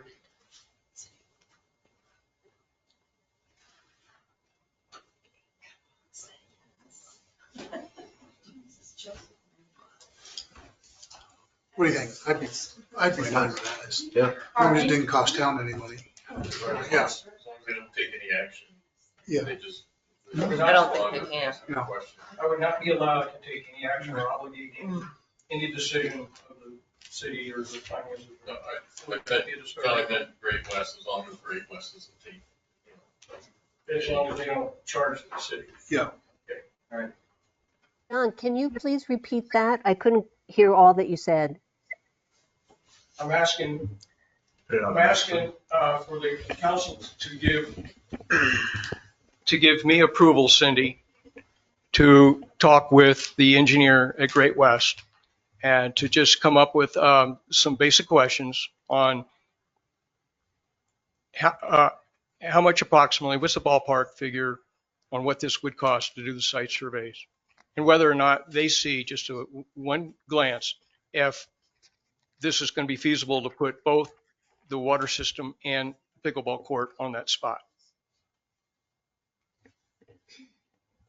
Thank And I you. would not be obligating the city's money, and I would be telling Great West Engineering that I am not a representative of the city. I've just been given approval to ask some questions and get some answers, and then would report back to the council on what I found. Okay, thank you. Just for your information, my background, I learned the hard way not obligating federal dollars without approval, so I understand the process. So do we? Are we Do need a voting? motion on that, or do we just go? I mean, I'm still a little confused because even if you talk to Great West and they say it's feasible, you still have the 2.2 acres, that's not 3 acres. So what comes first then? The first is so you can see if it's possible. Because if it's not a possible thing, then why go through the variance or the variance or the zoning text change? I would just be wondering if you're willing to do that, because if we spend X amount of dollars and they say it's feasible, but then you come back and say that we're not gonna change the variance, and we've spent all the money on it. Well, I don't think we're talking about, this is just exploratory. Okay. Yeah. We would have to go back to our own members to take a vote on whether to spend money on the site plan, so. But they're gonna wanna know how much it is. Yeah, but they're gonna wanna know whether it's even possible. Yeah. Oh, I left it at home. As far as zoning, that's gotta go through public comments, so they can't even necessarily say yes. I mean, there's still a whole public addition to it that they can't voice for. So that's that's always gonna be questionable till you cross that bridge. And I think we're looking for the technical part of it. We're just looking for the expert Can it, answers. can it even work? Yeah, right. Yeah. Because we're not experts.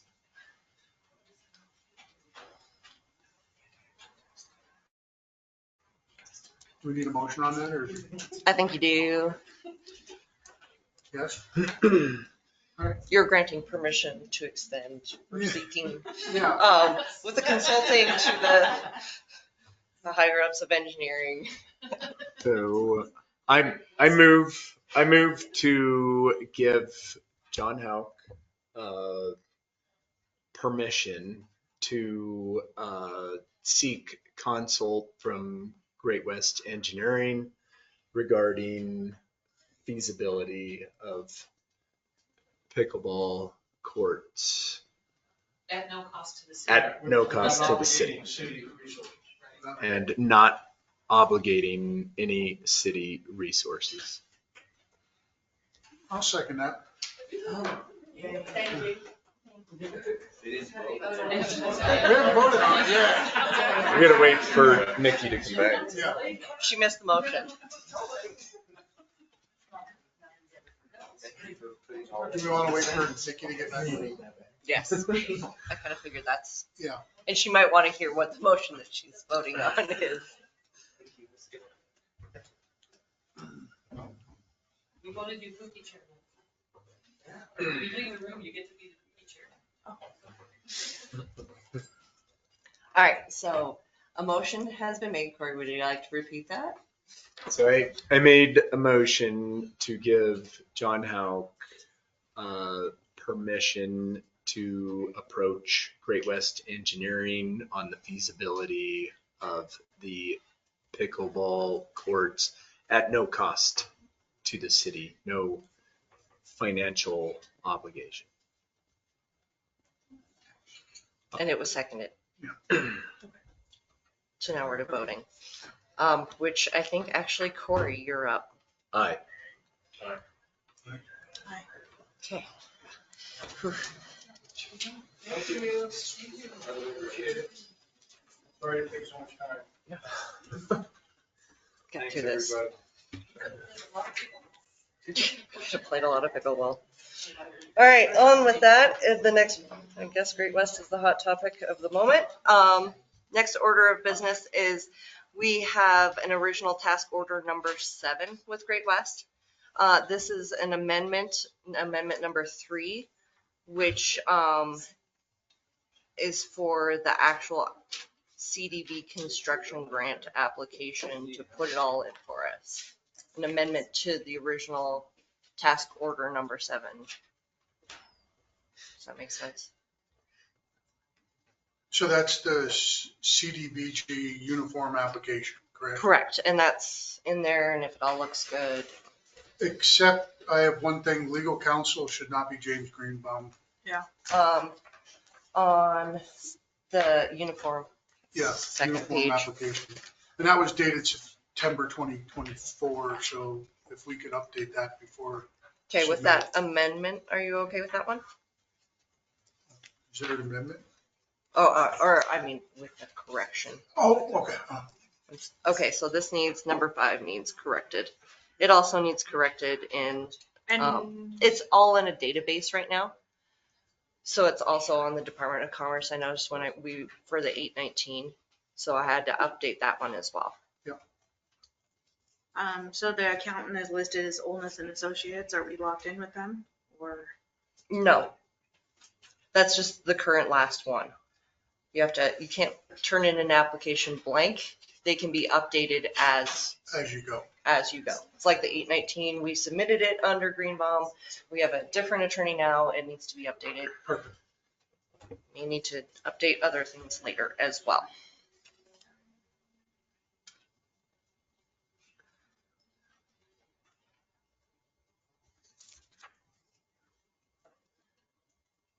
Is the bond counsel on our end or their end?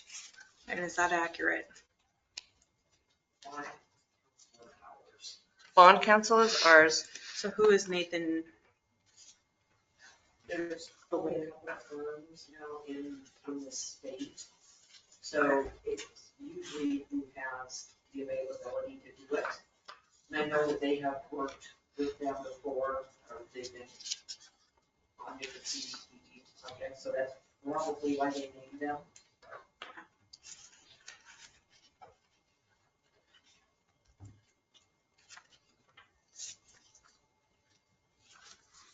Jackson, Rizzo, Grant, and Steve.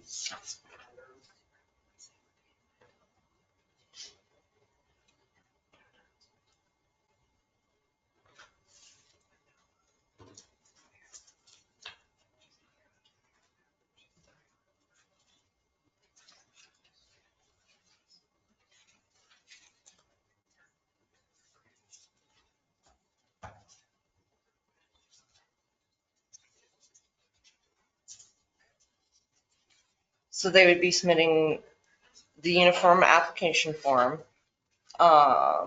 certification for application, which is also in your packet, which goes through all of, like John said, it goes through air quality, national environment policy, and in compliance with that, Section 104F of the Housing and Community Development Act of 1974. So goes into floodplain. It's this whole giant packet right here, saying we know that we are going to look at sage grouse as well.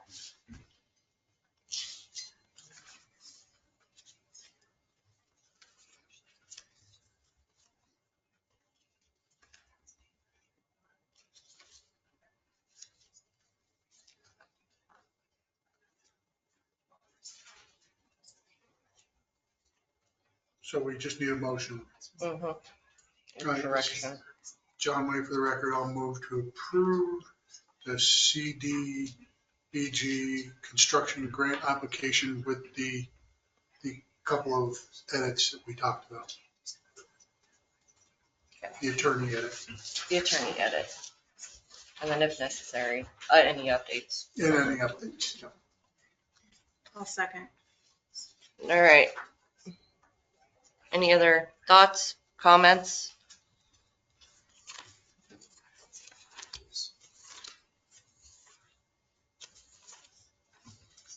I do want to make sure that, because that's the actual application. You are looking at Exhibit A in your packet, right? Yeah. And you're good with that. I just wanted to make sure that you understood that that's the actual document of voting on and its contents. Correct. Okay. With no other discussion, I guess it's back to Mr. Abernathy. Aye. Aye. Aye. Okay.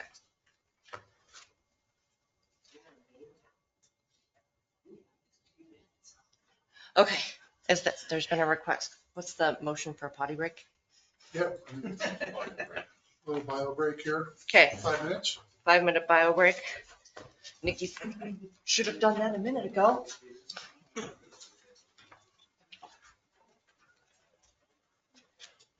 For all your work on all of that.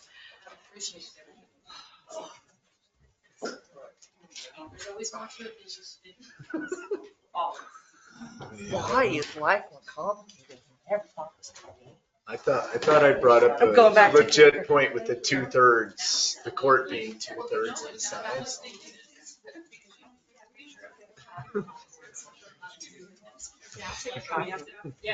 Do you have one or two? Or she can take a picture.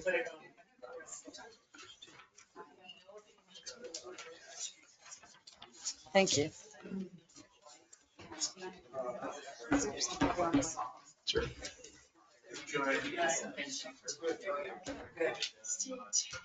I walked here, so it's like. Thank you. Did you like your bike? No. Bye. Good job. That's our bedtime. Now we gotta work that out.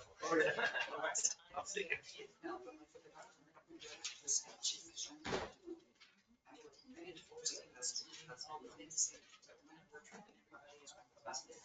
Okay. I'm happy to help if you want, or if you just want to have a discussion about what information I have, and there's a couple others in town who also end up unfortunately intimately. Here, have you seen my, this is just a proposed Vortex 101? Okay. Who's got my pictures? Did you look at these? I do. I do. I want to know. So far, I haven't talked with anybody who has any opposition to it, and I need to put that in.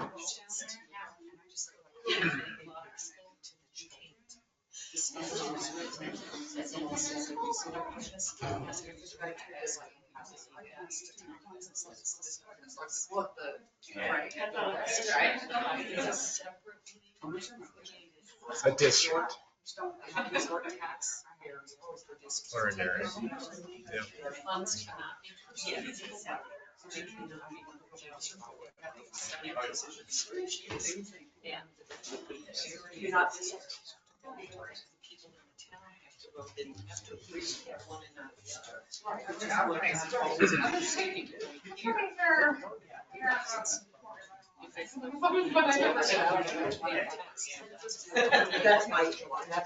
Sure, there's a lot of loopholes about it. Yeah, there is.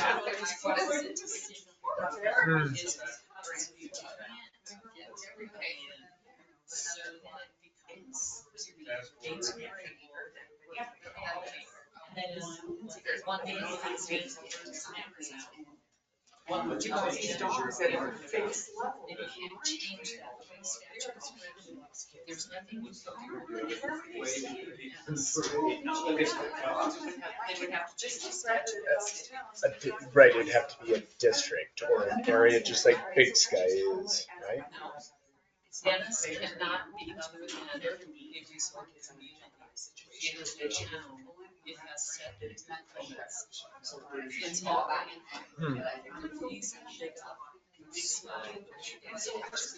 It's unincorporated. Huh. I've talked with Danny Beerswell on this extensively. He has never mentioned what you're mentioning.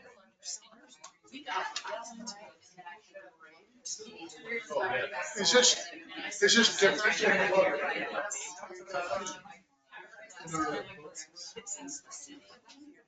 Yeah. But sure. You emailed it. Isn't that this? Yeah.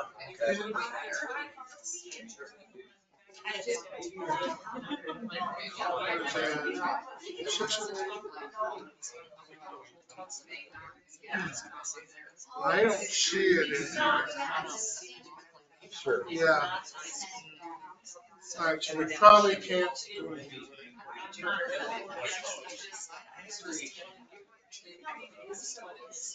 Sure, I would love to pose that question. You know, I know you say you're reading it in the minutes, and I requested the minutes,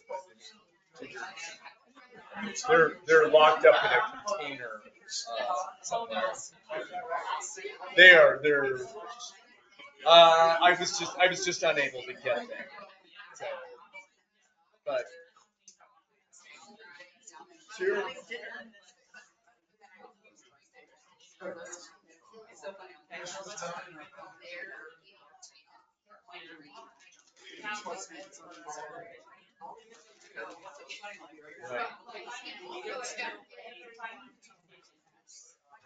Sure.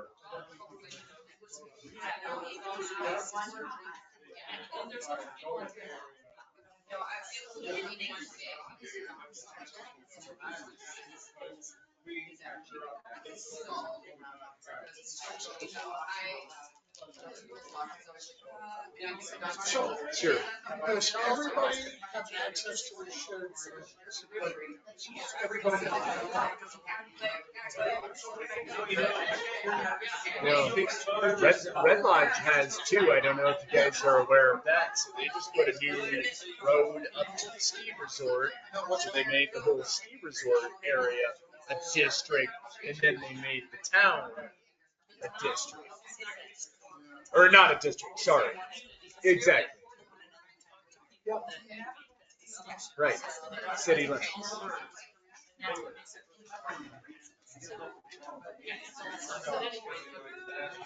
No, these are good points. No, I want to. I was just going to grab your phone. And what's your name?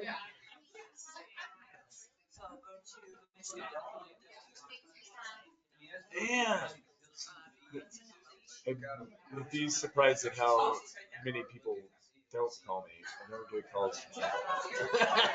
And your last name is Howe.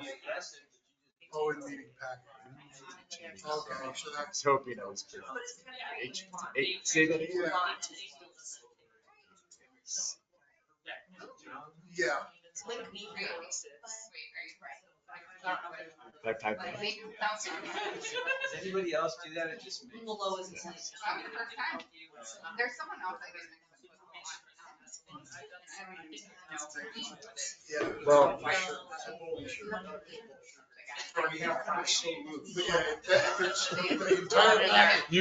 one.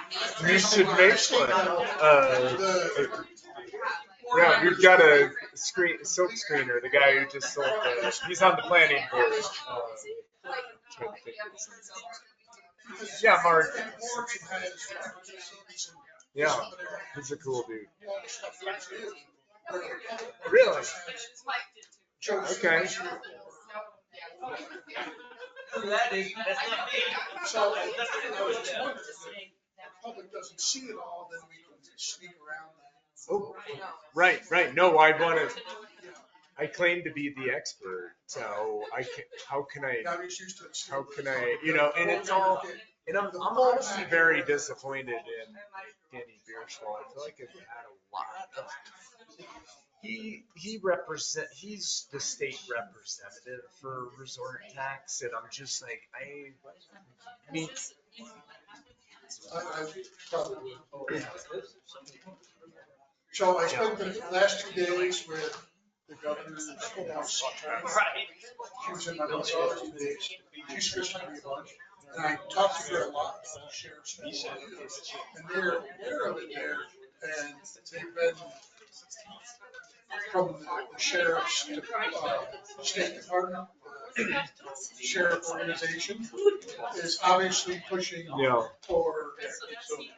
They want to. Well, and unfortunately, we're having our tools removed to collect money from the city, and the state is kind of collecting those and doing, property, maybe.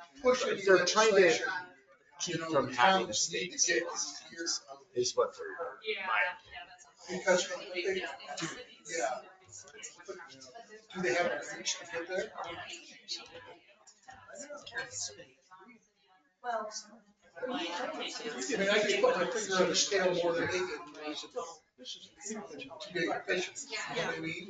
It's a tool. I mean, there's 13 municipalities that have it in the state, and they get so much money. West Yellowstone will receive $6 million this year. And of course, the sheriff has ultimate responsibility for all law enforcement. The whole county. The same thing that was there last time, which was voted down. By 10 votes. So.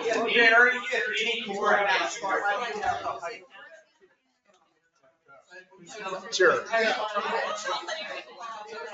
Yeah, well, I mean, it all plays into the same thing. If the sheriff is the chief law enforcement officer of the county, then he controls when John. Yeah. Well, variances on the, and, I mean, there is one other aspect that Alex Hogel brought up. The town is, like, outside of the city limits, the town having a 1 mile radius outside of city limits, the town is never, like.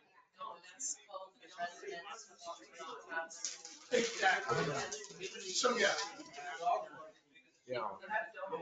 But all those conversations are happening right now. Yeah. Sure. We do.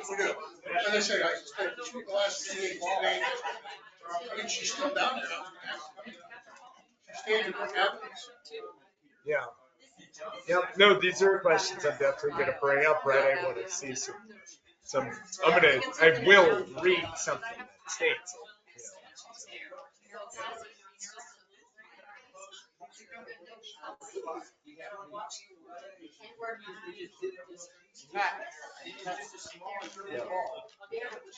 Okay, thanks. Nice. File break. Yeah. You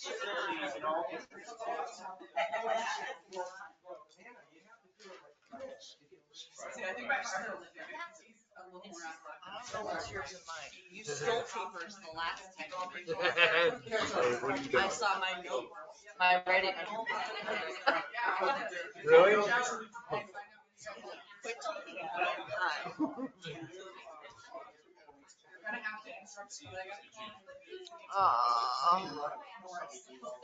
The big city. All right, crew. I love midnight as much as the next person, but I had enough of those in the last week.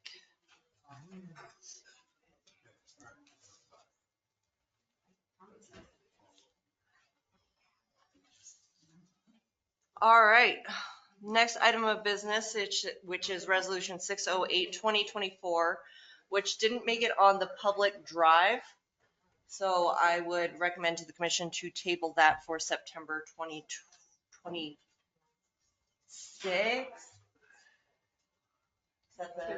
Yeah, meeting for any public comment or review.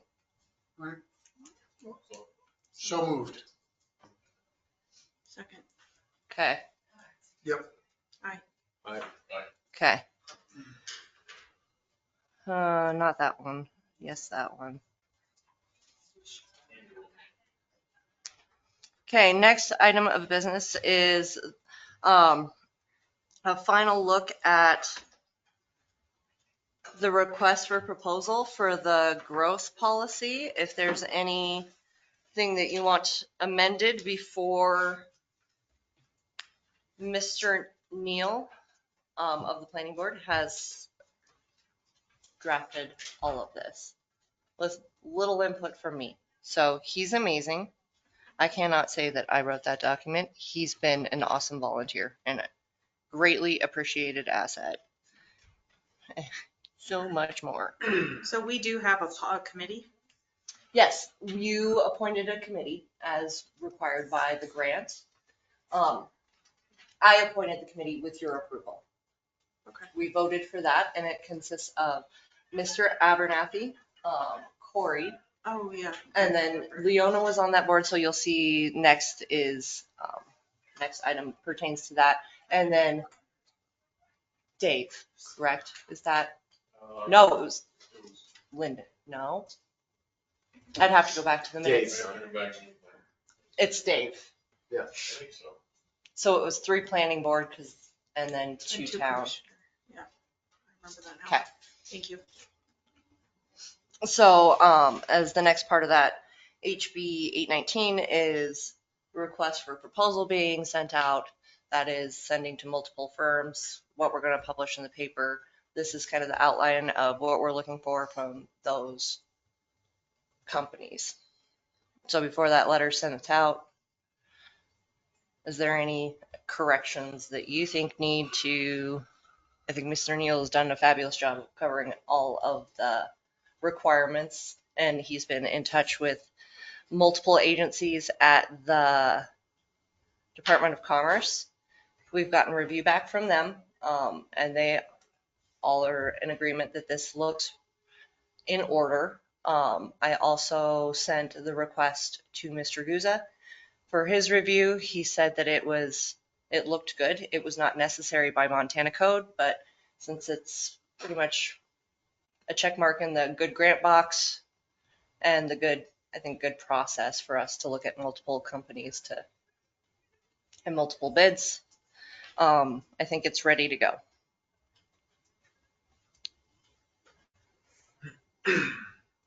Motion? It's not for just I mean, discussion. it's not a contract part. It's a request, but before it was requested that we put out a giant thing for a giant document that's going to change potentially the zoning and subdivision. I want to make sure that somebody else, I mean, the planning board's already reviewed it, legal's reviewed it. Another checkbox that you guys are like, yep, I think this is out. Unless there's a correction that like again, another set of eyes on a major document that we're going to be going through is probably good. So I think, did I understand it right that it says we're just going to like have discussion with one firm? Mm-mm. Like we'll pick, not necessarily discussion, but like one will come to the table. So the process is from here, we'll send out the request for proposal. We will mail it to at least 3 companies. We'll send it in a regional paper, I think was the recommendation. So like a larger one, not just the Madisonian, but like Chronicle. And then we can also we'll put it on our website as well and to our own Facebook.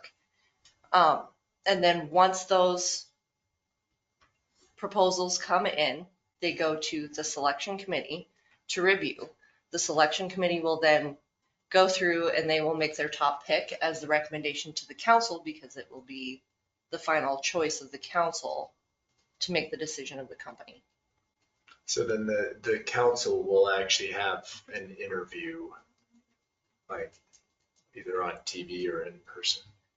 With 3 or with all 3 companies. No, the selection committee does that. The selection committee does that. The selection committee takes it from 3 to 1 and we just approve. Or 12 to 1 or whatever. It may not necessarily be like a one-on-one interview with the company. The way I see it is they'll respond with a document that says, here's what we can do, here's what it's gonna cost, from this one and this one and that. And the committee would review that and make a decision on who we wanna go with, or may wanna talk with further. Okay. I would suggest interviewing them. Yeah, that's what we did for the master plan, was actually have You're on that committee, probably do that. an interview of all 3 of them. But it kind of said in there that you would just look over the 3 applications and then you would had a scoring process that you went through, and then whoever scored the highest would be the one that you would actually have the interview with. So I guess, yeah, maybe having a opportunity to Q&A a representative of the each one of the engineering firms, possibly. So If that's what we wanna do. yeah. But no additions. The letter is very well prepared. Pretty long. It's long, so I'm hoping that doesn't deter anybody that we're extra needy, but at least we're clear in our expectations And the scope of work. and the scope, so. All right, so I'm sending it out. Updating, I wanted to make sure that it was good to go. Now I can update the timeline on the Department of Commerce, do all the updates to that grant application, because I have to update the timeline now that the RFP's put together and what we want. And then I can update the legal on it as well. Okay? All right, so if that's good to go, I'm doing it. So the next part, I guess, would be William Neal is part of the Ennis Planning Board. He has been essential to the RFP, and we have a vacancy with Leona from that selection committee. So with commission's approval, I would like to appoint William Neal to the RFP selection committee. So moved. Nice. Well, just so moved thing. Okay, second? Second for the record. All right, any other discussion to that? Lyndon reached out to me and requested William for the spot. So with that recommendation from the planning board, that's how I'll proceed. Okay, I can't remember where we're at. Aye. Okay. All right. Now onto the review of our 2023-2024 financial audit. We have just the last 2-3 pages in the packet. It's kind of like the summary of the audit. And I've spoken with Darla Erickson, no, yes, at the Department of Financial Division, about the audit and a plan therein to correct or do action items. So the first three that you see, 2023 at 1, 2, and 3, she said are on every audit from oldness. That does not make them null and void, but it is a standard finding of our current audit company, which I did not know. And I said, even if towns are structured different, yes, pretty much these are, the first three findings are there. They are all valid findings though. So, segregation of duties. I have a new job description proposal at some point that is mimicked off of Three Forks that I'd like to look at and see if that will help with the segregation of duties. They run their system in almost a X balance, where clerk and utility billing, they have just two positions like ours, and they cross. So I'd like to present that to the council for the segregation of duties. The next portion,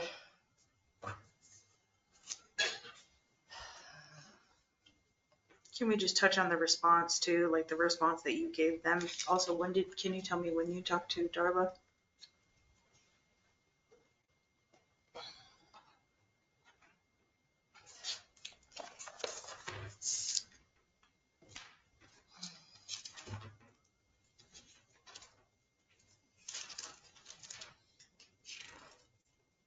And I guess I just have a hard time with the town works to ensure the commission and the mayor are involved in day-to-day operations of the town. Don't think that's completely accurate. I don't think the commission is really at all involved in the day-to-day operations.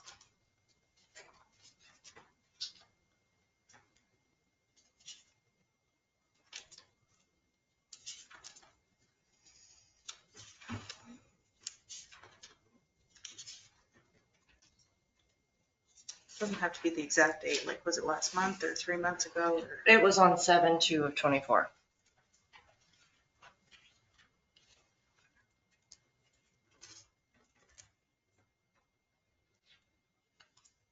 Yeah, I just still feel like the communication is not where it should be as far as I sit as a commissioner.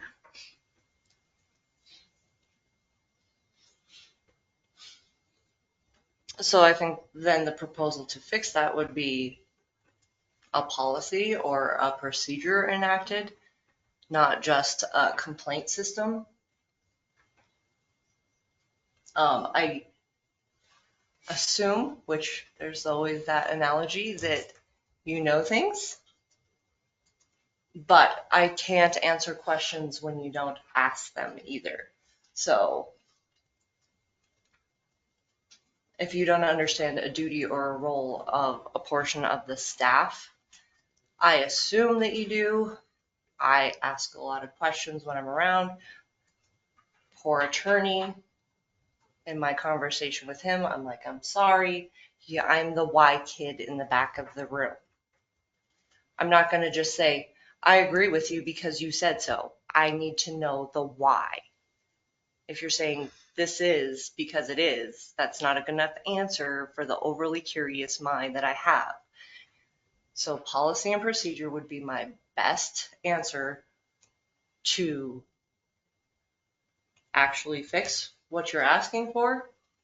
But again, I can't meet an expectation that I have no clue what you know and what you don't know. But these are supposed to be gone over every year, right? We've been sitting here for almost 3 years and this is the first we've ever even discussed any audit findings.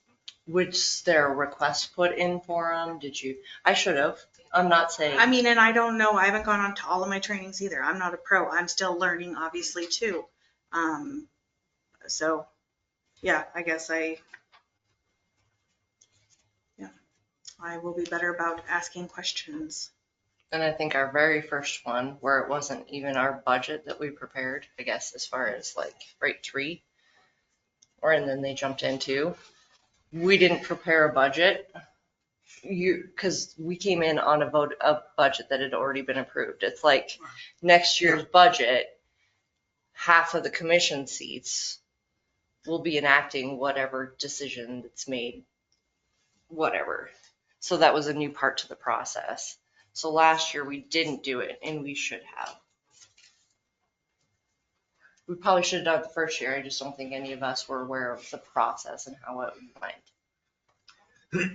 Yeah, I went to a training in 2022 that had it all laid out, and I found that paperwork the other day, and I think hopefully we can get a copy of that too. I think I did it. What's that? What are you talking about? Just some training paperwork that I brought in when I was talking to you the other day that I was like, this is kind of lays out process as a commissioner, like what you should be doing and asking. And I know we come into these seats, and I was the same way. I'm just like, I'm just gonna run with this for a while and try and figure it out by association, I guess, but yeah, ultimately, I guess I'm guilty. I should have been asking for this as well.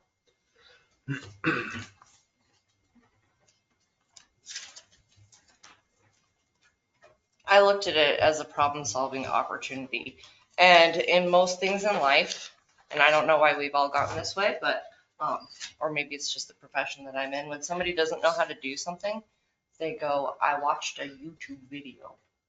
So I kind of did my own endeavor there and looked at other towns, since now we're all required to do meeting on FaceTime, or not FaceTime, but Google Meetings or GoToMeetings. So I've been watching other commissions and how they do their reports, how they have their departments do their reports. And I think the breakdown in reports differently could help as well. We have a lot of bullet point reports. I don't know. Me and Eric are working currently on like water loss summary, because we kept talking about it during the PER, and I've seen in a couple different towns that that's actually like one of those things that's covered every single month is what was billed versus what was pumped. So we're looking at that, and we're trying to determine, we have to lay out the factors for you guys as well. So those are things that, like, if we want to see in a report, so that you have this information. But I didn't think to even ask for it till I watched in other towns. Does that make sense? So if you're bored, watch other towns' committee meetings and go, you lucky dogs, an hour. I suck at this.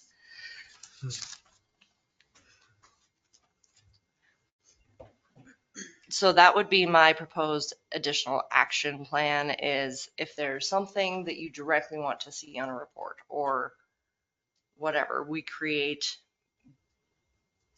basically an overall format of what you're looking for. And then look at reworking. I think the main thing for them is like, this says that, quarterly reports are going to be given to the commission. It's never happened, ever. And I know that they've requested it on multiple occasions. What entirely in a quarterly report? And that's what I'm just saying. Like, there's the financials, and we go through them in claims. This claims packets doesn't have our, like, where we are in our expenditures with everything, because we're not adopted. Right, but that's only been presented literally like twice. And I've asked for that multiple times. Quarterly report, I'd like to see, the line items of the budget and where we are in actuals and, what percentage of budget is that. Line items, sorry. Line items. And then actuals per line item and what percentage of budgeted amount are we at for the year? Because if there's a deadline for every quarter, that would maybe help with the cash reconciliation that gets. And I would assume the financial software can spit that out pretty easily. It does. Yeah. We can easily pull those. And you can, I mean, Ginger pulls them for me all the time, especially in the payroll ones.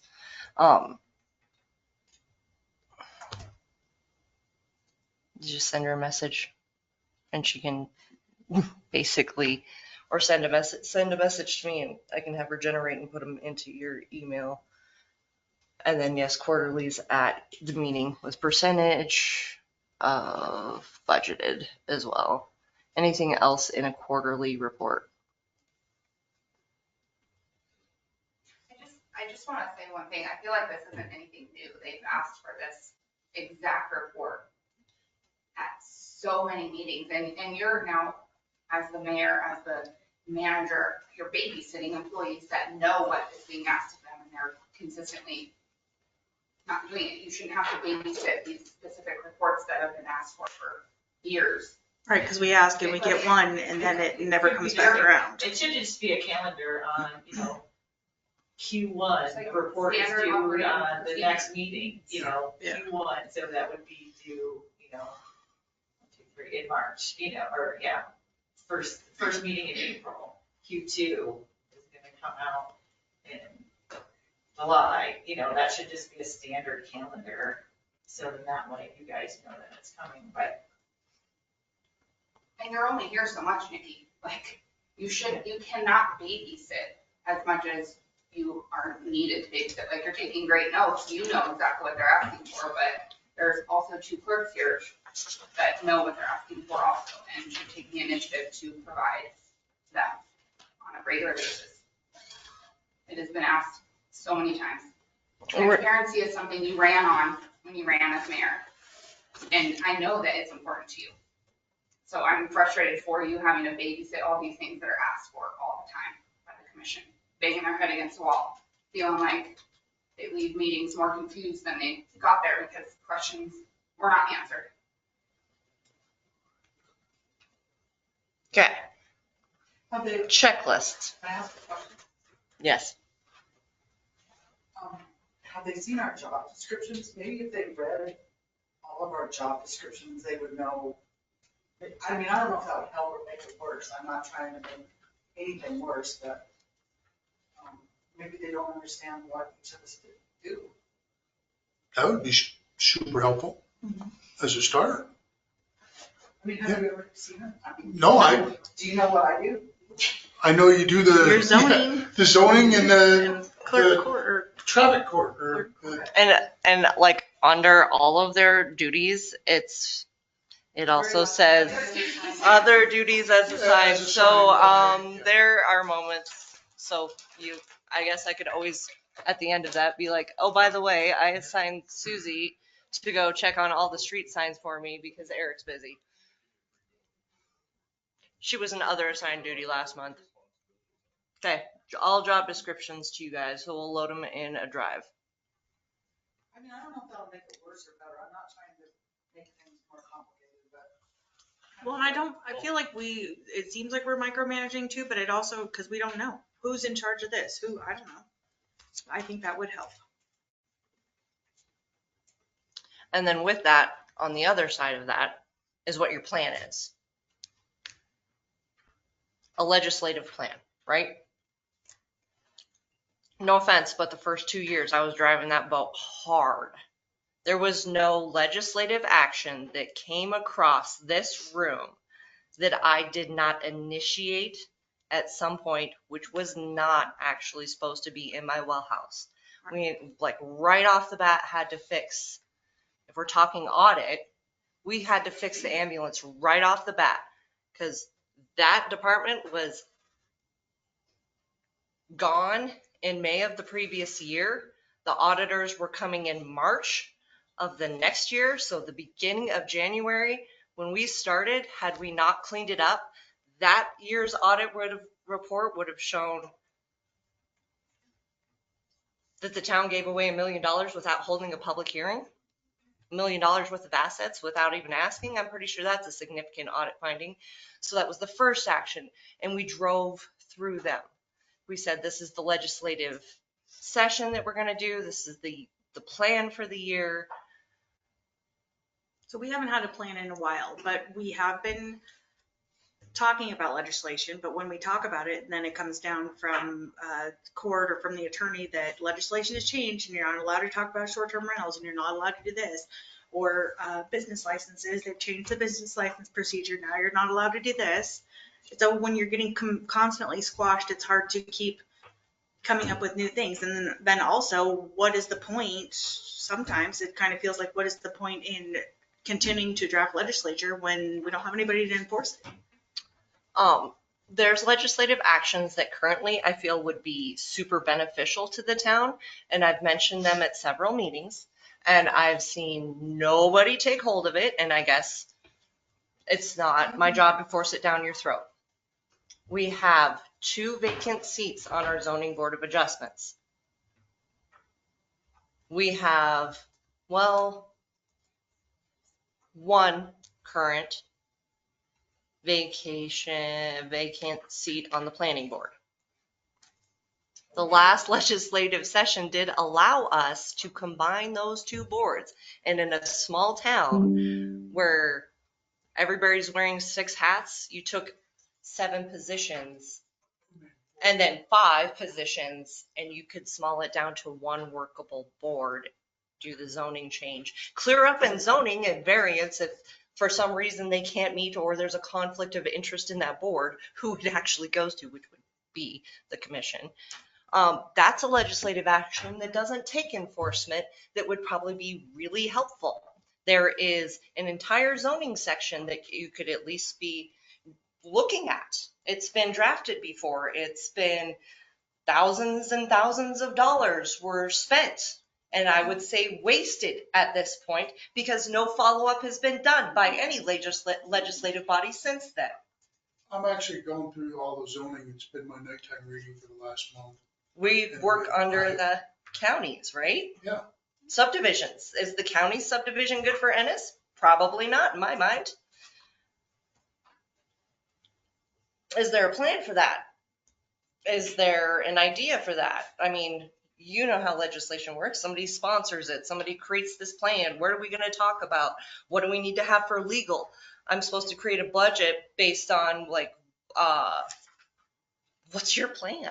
How much am I supposed to anticipate? With this is a strategic plan, is to come up with a strategic plan of what topics you want to cover in the legislative what, and that kind of goes in hand with the growth policy too, with the, you know, you can take the old policy, wait for the new policy to come out, but then to see what citizens really want addressed as far as legislation go.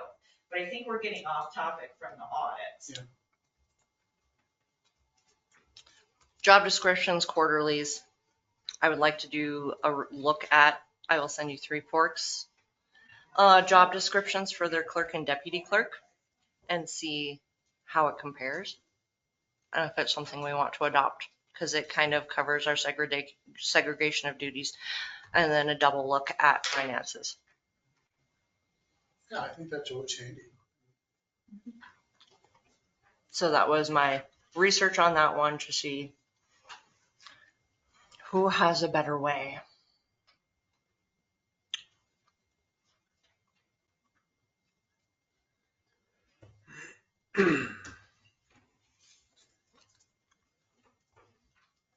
Okay.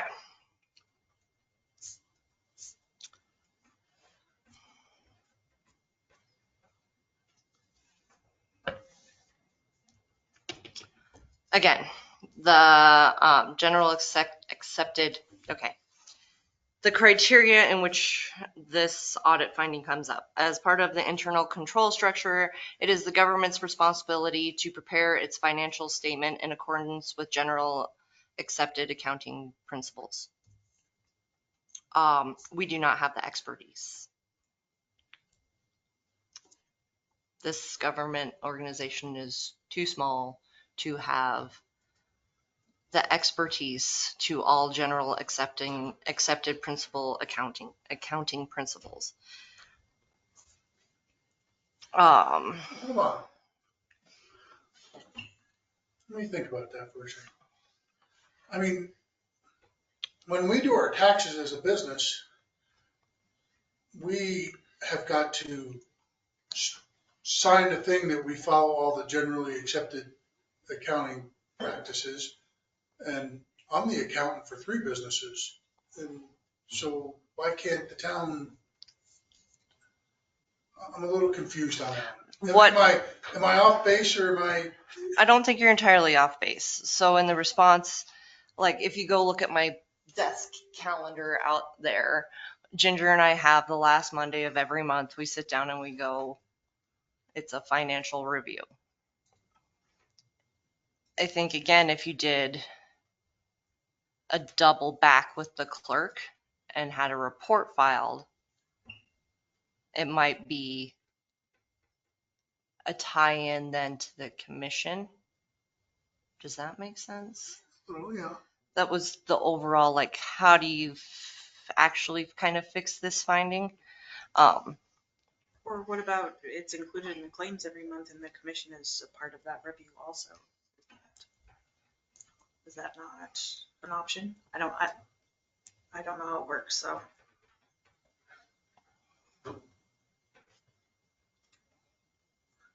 It'd be an extra set of eyes. What documents do we want to see in those? Or is this back to like the quarterlies? Well, is the quarterly lining up and we're meeting that, or? Well, I get, so yes, but also claims every month. Or like we're signing off on claims every month anyway. So what if there's something else to? I think we focus a lot on expenditure, which we should. I think we're missing the revenue portion. Yes, no, Yeah. but Yeah. during our discussions, we're like, how much is rent? How much is, that's a revenue, and it hasn't changed from last year's thing, but we only saw it once a year, right? Right. So you're like, well, yeah, I don't remember what we charge for rent. The interest rate on our funds, the short-term investment pool, what's that accumulating? But I don't know if they come in when does STIP quarters, does it do it quarterly or is it an annual? The monthly.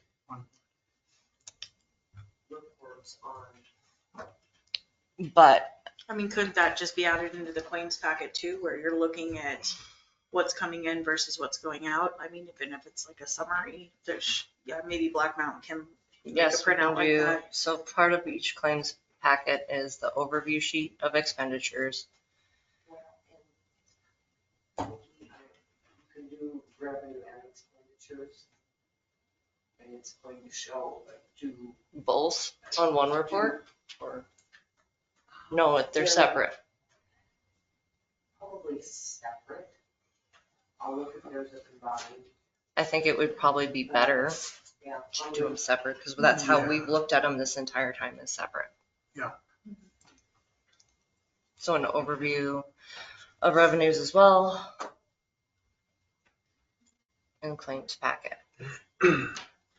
And that's all on a monthly basis. So one thing that I guess just speaking from my own personal experience going and talking to my accountant, if I don't get to talk to my accountant at the end of the year, I'm upset because I pay a relatively substantial amount of money for that. And so an exit interview with the auditor, I think would be, it's something that Jason Schroeder and I previously did, and the auditor actually gave us homework regarding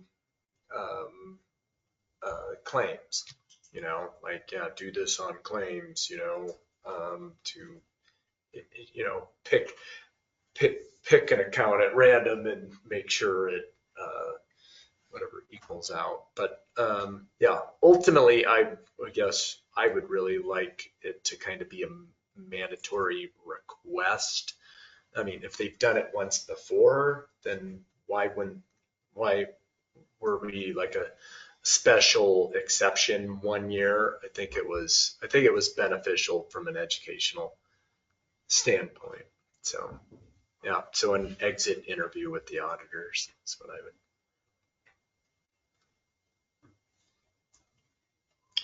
Like you want a scheduled public meeting with the auditors at the end of it, or? Or even just maybe they could call in during, I mean, it's obviously after hours, but if they could call in after our meeting and be available. I know last year was, or Right, the they were here, spring. and there was a time that we could arrange to be here, and if we knew a little further ahead of time, I will try harder to be able to be available for that too. Okay. So I get that too. Yeah, I think it's, when they're here conducting the audit, I don't think that's like, I don't know, they're in the process of dissecting. Their stuff. last day though, they are more, the last section of the last 2 years, 3 years, 2 years. Which ones have I gone through? Two. First one was super awkward. I'm like, okay, I have to be here for the audit. And I'm sitting there and I'm watching them and I'm like, what am I supposed to do? And I watched them work, and when they asked for papers, I shuffled stuff around. Like, okay, I'm watching you work. It was not actually all that exciting.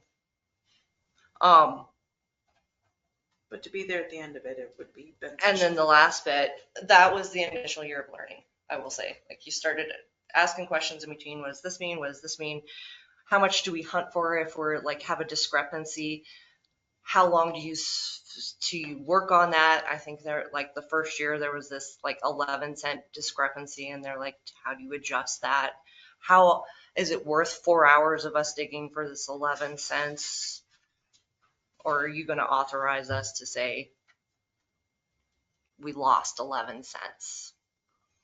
But they'll give you a total at the end of that of, if there's anything, and they don't know what questions to ask. Like, an example would be in water billing. They look at the end of like the whole water bills that are sent out, and they're like, oh, well, that's just what the town bills each year. And then they notice that it was a little bit different than it was. They're like, is it because it was actually a little lower amount? And I'm like, no, it's because I enforced some of the disconnects, basically said if those are, and Brittany was here for all that. We enforced if you were overdue by 5 years, I'm sorry, you have to make a payment arrangement. And the auditors didn't know because they didn't ask that question. So having somebody there to point things out is also part of it.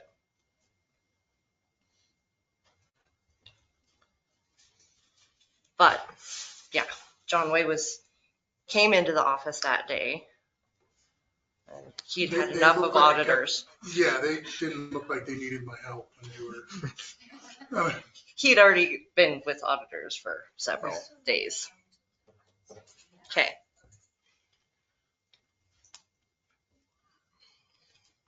All right. So those are the things that we can do to address those items. And then the GASBs.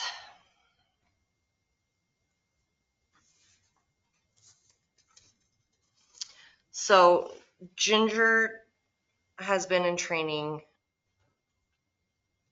trying to figure the OPEB portion out itself. And we think, I don't want to speak, but Ginger thinks she's comfortable enough for the OPEB portion. MMIA has done a simplified form. They've broken it down for the different small towns. They now have that form available to us. So, and if I have any problems with it, Jody up at MMIA said she is there to assist. Is this a new thing? The OPEB? The new form? It is, well, it's, they broke down the form that the government put out and simplified it. Okay. I'll be honest, when I read this, I don't know what it means at all. Yeah, and it deals with the health insurance. Okay. So maybe we should go into detail of this because, yeah, can you explain this to me? Not completely, but I can get you the information that explains it more clearly. And we'd reached out Okay. to Ennis and Associates on this item specifically as to like how to convey it. Like the Gatsby's, Well, this has been on multiple years. this has been on every year that I could find. Yeah. And we isn't still the don't know what gas, it is. isn't the Or Gatsby can't explain it. budgetary? What? Isn't the Gatsby budgetary, like line items in in the budget?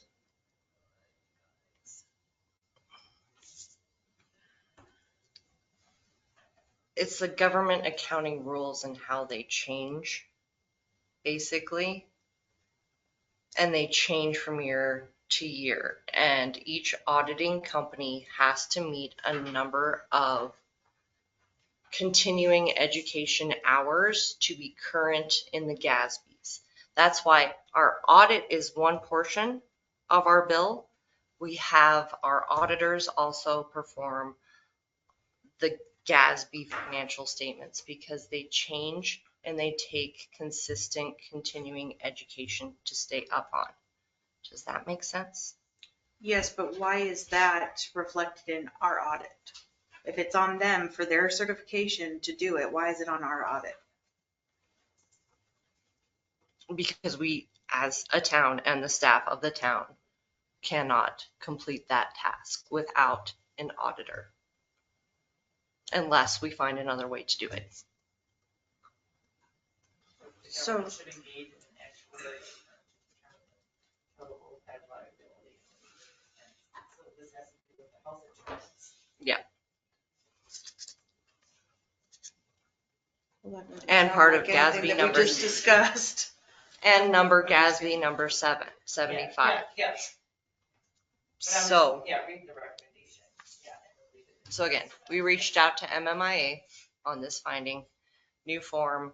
We think we have a legitimate plan for this action item. What part of it has to do with the health insurance? The OPEB, other post-employment benefit. So that has to do with health insurance, that has to do with the auditor certification. Yeah, Ginger, if you wouldn't mind emailing me any kind of information regarding this section, that'd be great.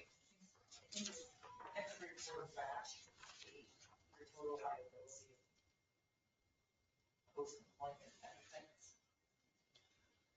It sounds like the state form is really complicated, and MIA is how. All the towns. Is that, I think this determination is that the form to fill out with the state, it's very convoluted and very difficult to fill out, so the town doesn't have the capacity to fill out that form for the state. So MMIA is stepping in to help small little towns break down that form, make it easier for them to fill out. That's my understanding. Pretty much in a nutshell. I have a question in this section. How do we come up with that response that found out the cost outweighs the benefit? At that point, when we'd looked, I guess I'd looked at having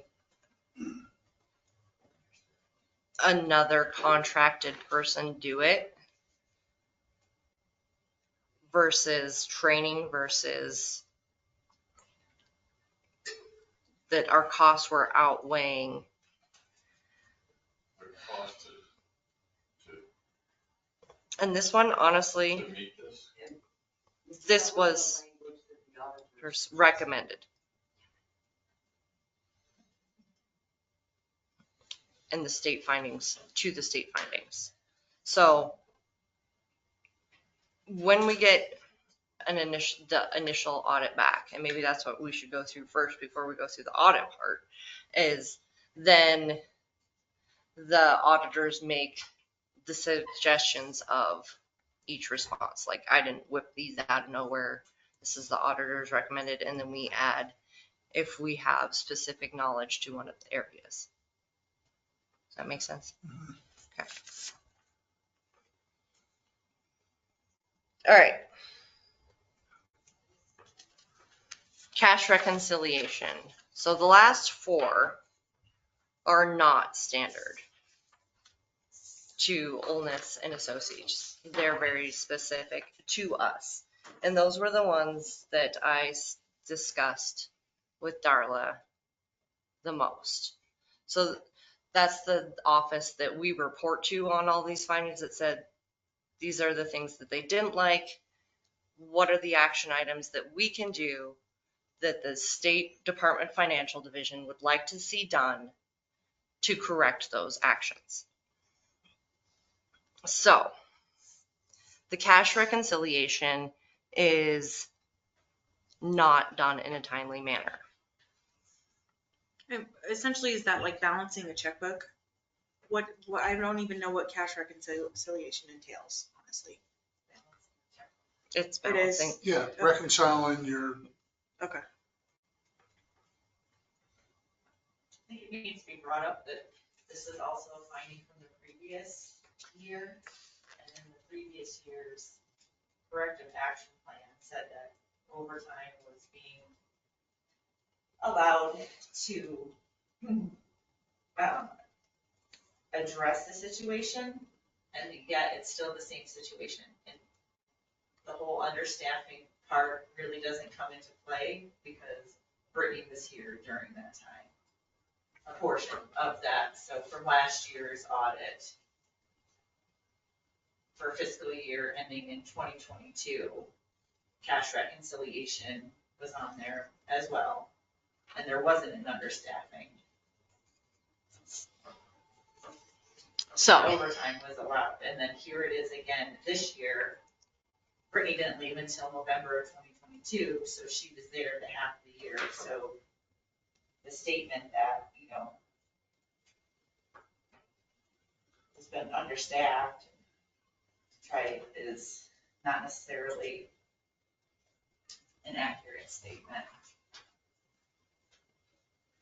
I don't know, we don't have a job duty list for all of them as to what all their duties are, and they are being asked to go above and beyond their duties from the sounds of it at the same time. Cash reconciliation is kind of the basic tenet of the job. Right, but they're all being Basic spread tenet thin. of the job.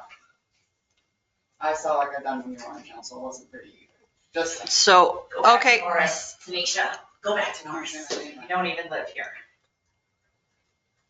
I'm saying, and I have a right to have an. All right. Point of order. Whoa. It says in here, bank reconciliations had not been completed for July 23 to March 24, 9 months. And they were all off. Correct. So this specific finding was the one that I sat down and talked to Ernie, especially knowing that Ernie had been the head of our audit here since the beginning of time. As far back as I could find, all audits were Ennis and Associates. So he has seen the town's whole findings throughout time. So in this, he said specifically, this has not always been the case with your clerk. You need to specifically find a way to allow her the time every day. He's like, I don't know what it's going to take you to get her caught up. You need to seek help. So that's where we went to the Department of Administration and Financials. And we've been working with Trevor every month, and he's been asking so that we can get to the caught up current stage. And then a training, which we wanted to arrange back in July, but their office was moving. Like, they were working out of weird closet kind of space. They said, we cannot bring somebody up to train right now because we aren't even functioning in our own offices.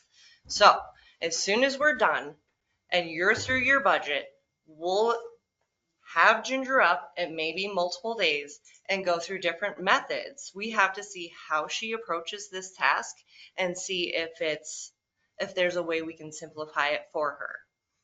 Ernie said that when it was caught up in an order, which there was 7 years of findings where this wasn't any issue, it was fine. So do an evaluation. Is there too much task load? Is there too much distraction? What has changed from then to now to make it so that this task is not being met?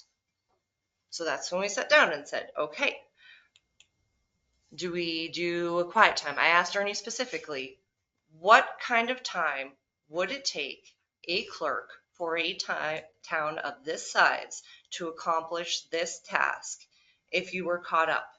He said 1 hour of uninterrupted time every single day without fail would keep you on track. You need to sit in here for 1 day and tell me at what point there is ever 1 hour where you are not interrupted. So that is a task that I've tried to figure out how to work around.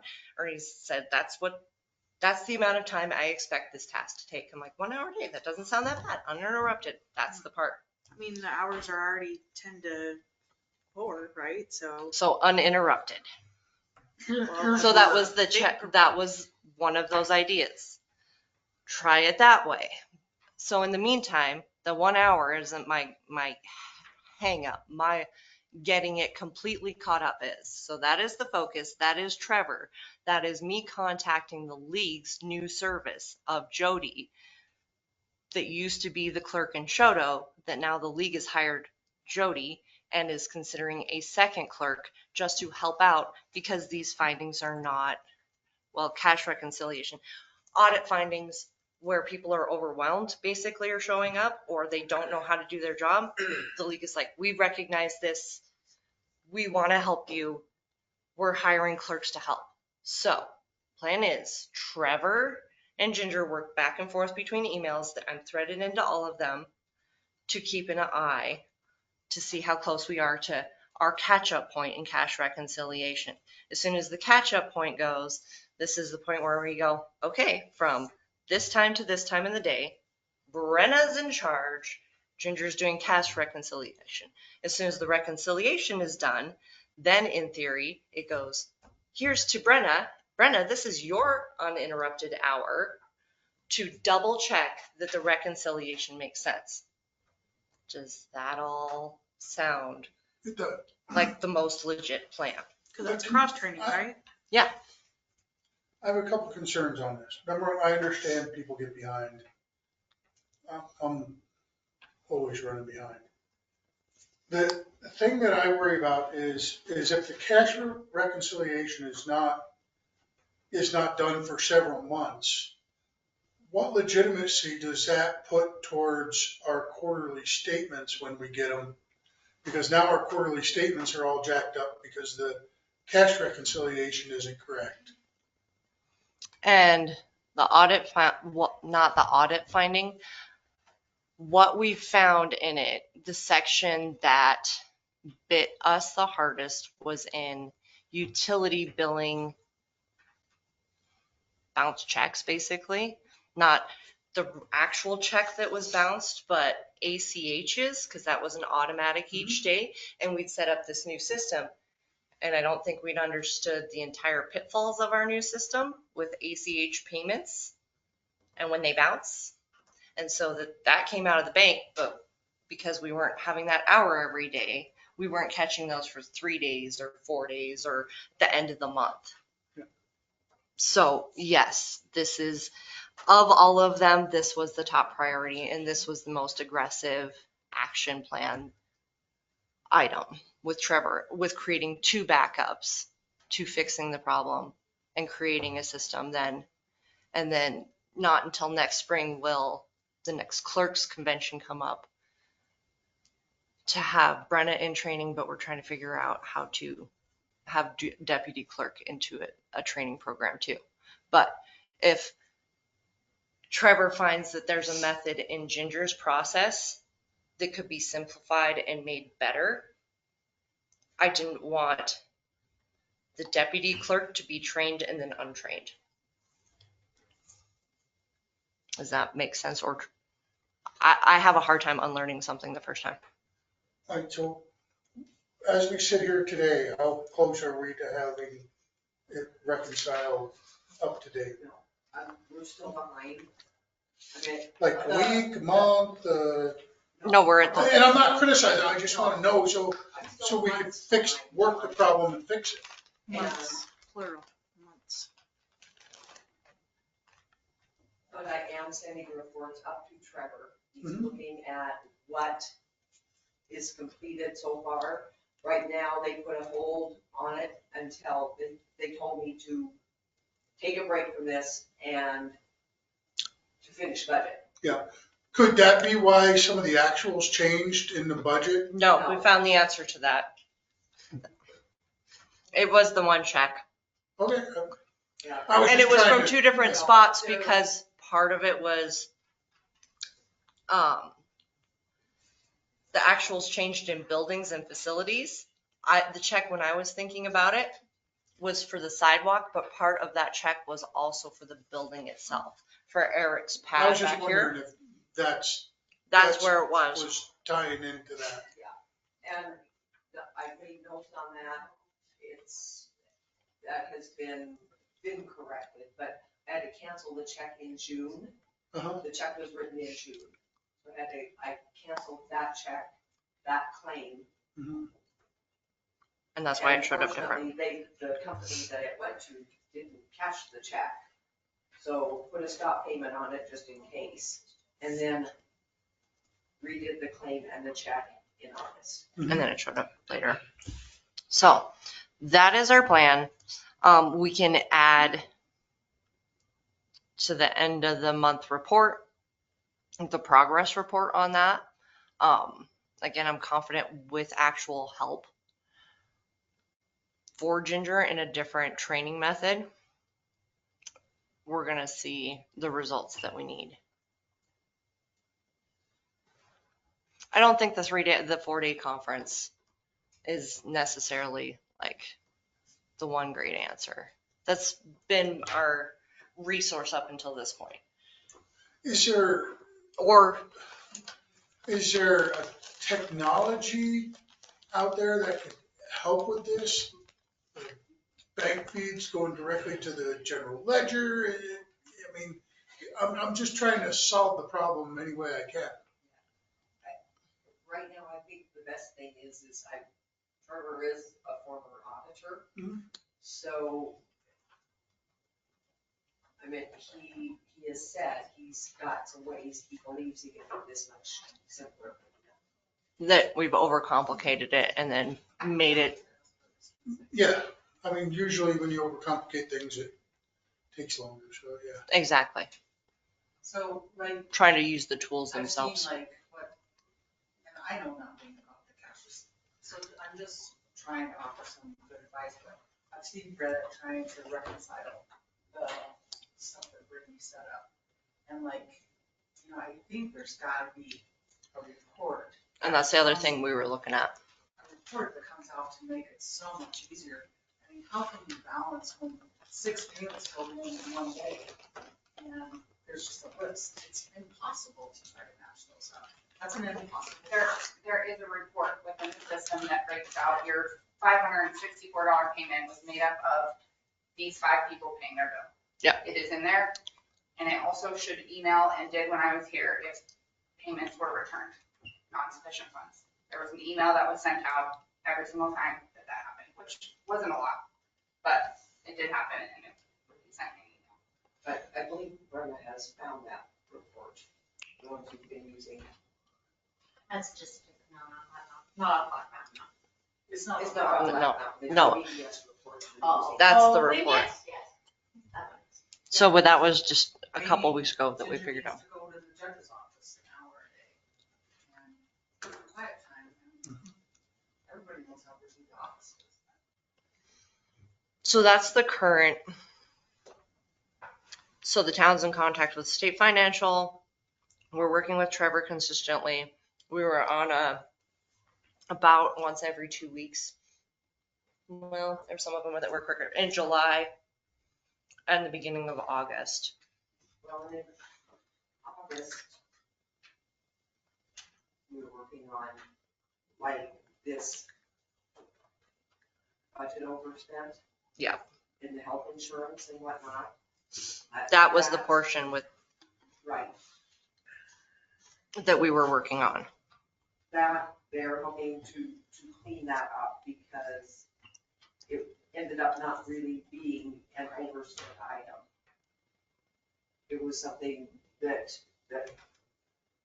when taxes came in, it went into a wrong column, so we're gonna correct that. So that's just gonna be corrected.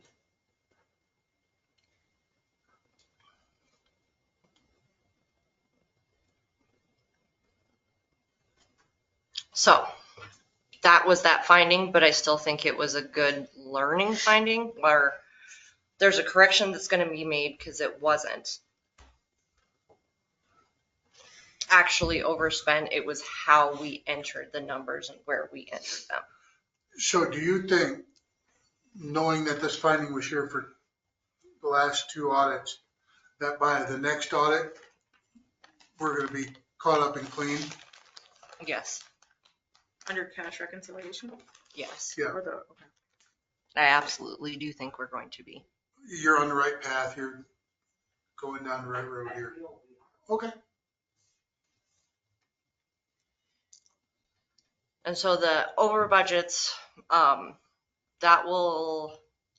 budget's overspent. And those reports that we're going to now generate for all the claims packets, at the top left of every expenditure sheet, it has 3 asterisks and it says, if you see these asterisks, you have overspent. So it will be on all of us to not ignore the 3 dots that aren't really dots, they're exclamation points. Can you show, not now, I just don't remember ever seeing that.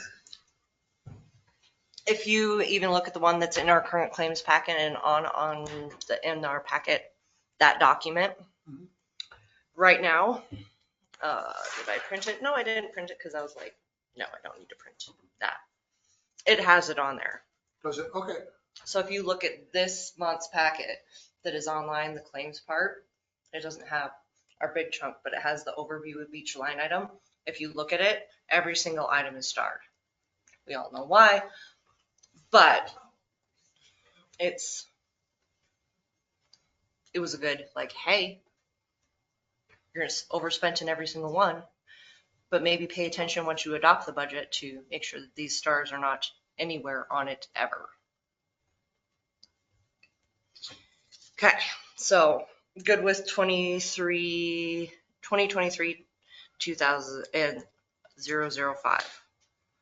As soon as we have that correction made with the department, the financial division will give you the actual updated official that fixes this audit finding. Okay, so final document, but that's where August's focus was. July, we kind of started our outline with Trevor of what to fix and how to fix and the approach to start. August was spent on the expenditure budget overspent item that was on the audit finding.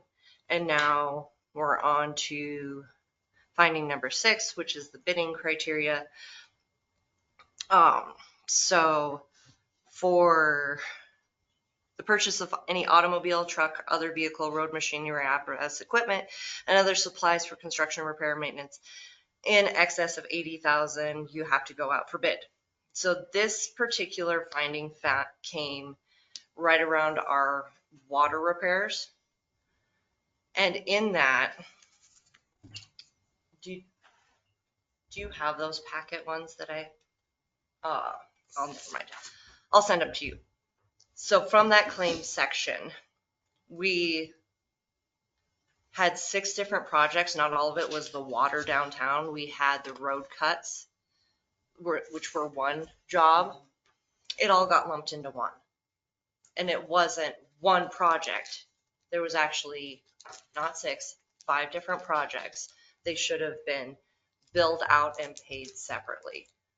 All the staff is very aware of the bidding, and just to cover ourselves on this one, I almost said red word,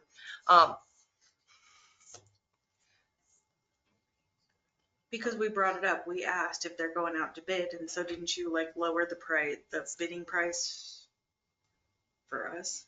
Like it would be like, do you remember that conversation? I remember asking, we talked about Yeah. how do we arrive at who we're gonna go with? Right. Or is there a cutoff or something? so when we do the street projects that are actually planned next year, those will be a bid process. If we go through the milling and resurfacing, we already know that that's going to be above 80. These were minor road cut ones that were supposed to be small. And then while you're here, it took the price down too if we planned the projects all within 3 days of each other. Eric probably doesn't remember off the top of our head, but I want to say it was almost $3 a gallon for the asphalt mix less if we planned to have them all done within 3 days of each other, like bulk buying basically. So that was part of the decision, was to bulk buy. But then But just emergencies to- are not included in this either. What? Emergencies are not included in this. So this is the other thing for future reference. I now have the code and the resolution code, and you can write a resolution for an emergency. So if there is a actual catastrophe, you're exempt from certain portions of bidding if it is an extreme fix. Like, this is the only company that is going to fix your water and have safe drinking water within the next X amount of time. What? No. In a declared emergency, if once you declare an emergency, you can then do a resolution for financial planning where it says, this is the amounts that we are going to allow for this emergency. You guys set the amount that for this emergency that we are allowed to spend.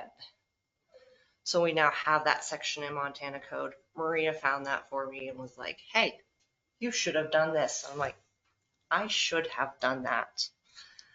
And in the process of this finding, we also found Sourcewell, which is a company that sells out equipment, but also meets all of the bidding requirements for the state code.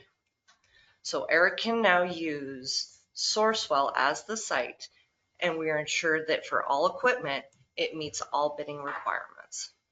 Equipment, but not services, so. But not services. And Eric's very aware of the asphalt thing, and that was the whole thing. Was we had planned for street cuts to be paved. Those were supposed to be billed as one invoice because that was a planned thing. The first intersection was supposed to be at one on another invoice, and the main street cut was supposed to be another. It's not how it happened. It happened as a group, which I should have said, I'm sorry, that's not the original agreement that we said. I need you to split that up into each project that we were looking at. So that is the bidding, but just in case, again, something pops up, you learn from it and go, what are we going to learn now? Now we know how to do emergency budget resolution, and we know that there's now a company that meets our bidding requirements to make that process easier. And we know there's a continuance for budget. What? And we know there's a continuance you can file for budget. Well, we can continue the meeting, but. It's not a continuance of the budget. Yeah, it doesn't, in the eyes of the state.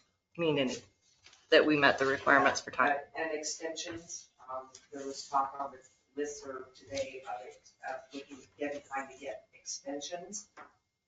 And it's very, very rare that they will. I mean, it's got to be something extreme for them to give an extension.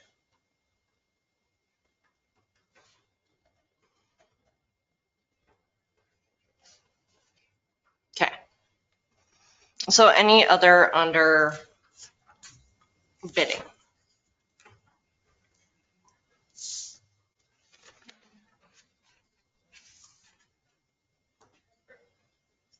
Okay.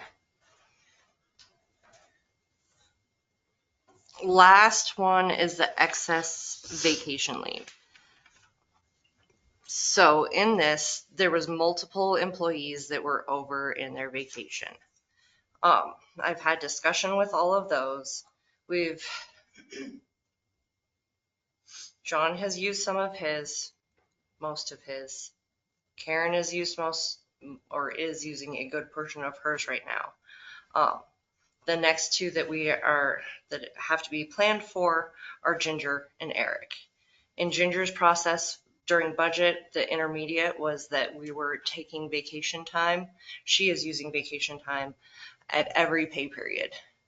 Instead of adding in and accruing, she's going to go have dog therapy time, whatever it is that Ginger wants to do, to start using vacation time during the week so that she gets a little break. It's not ideal, but at least it was a work away from constantly accruing.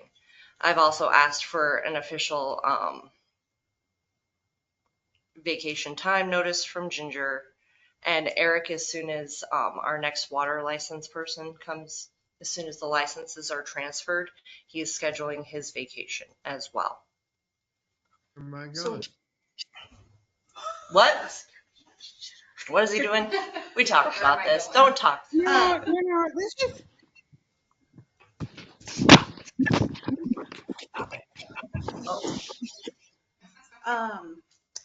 So in here, what is our policy versus it looks like the state has a use it or lose it within 90 days? What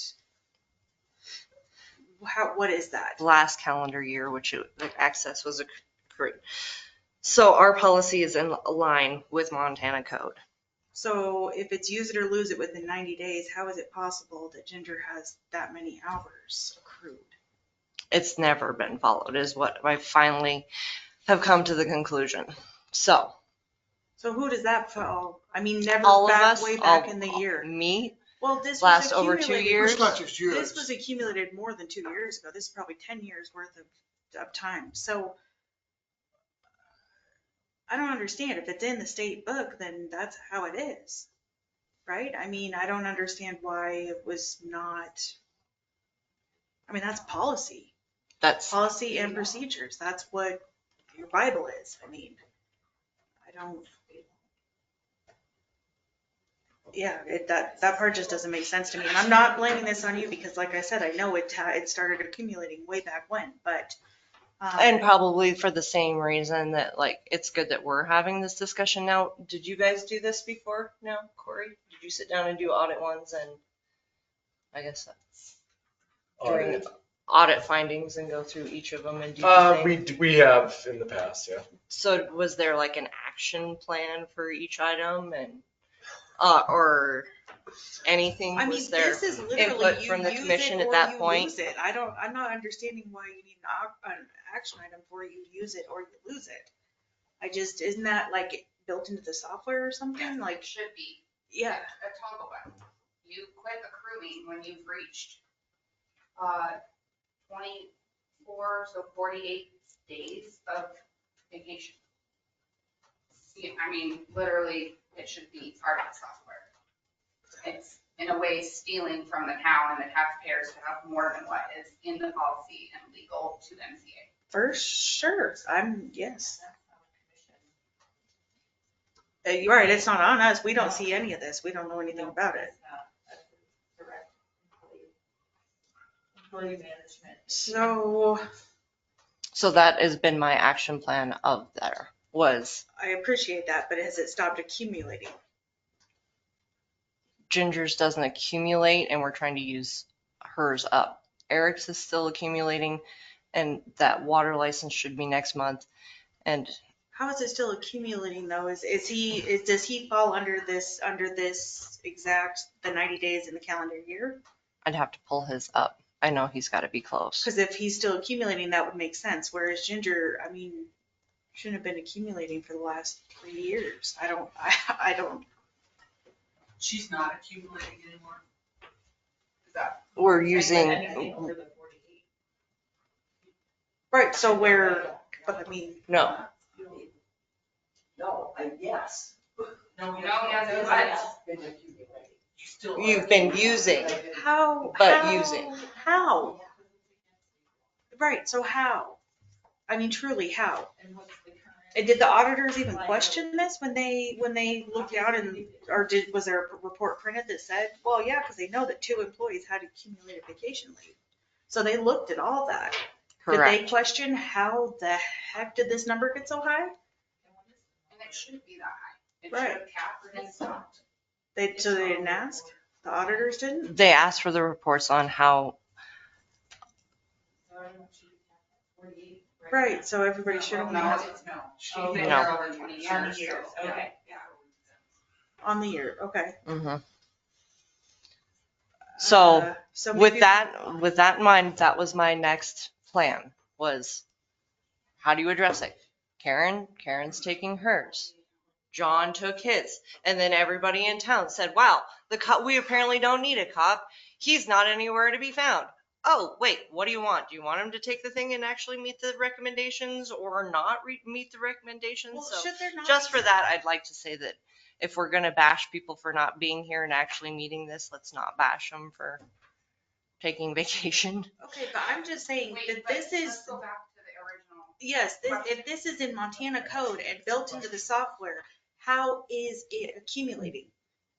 What is the answer? How do we find that out? This is crazy that your software can't tell you this.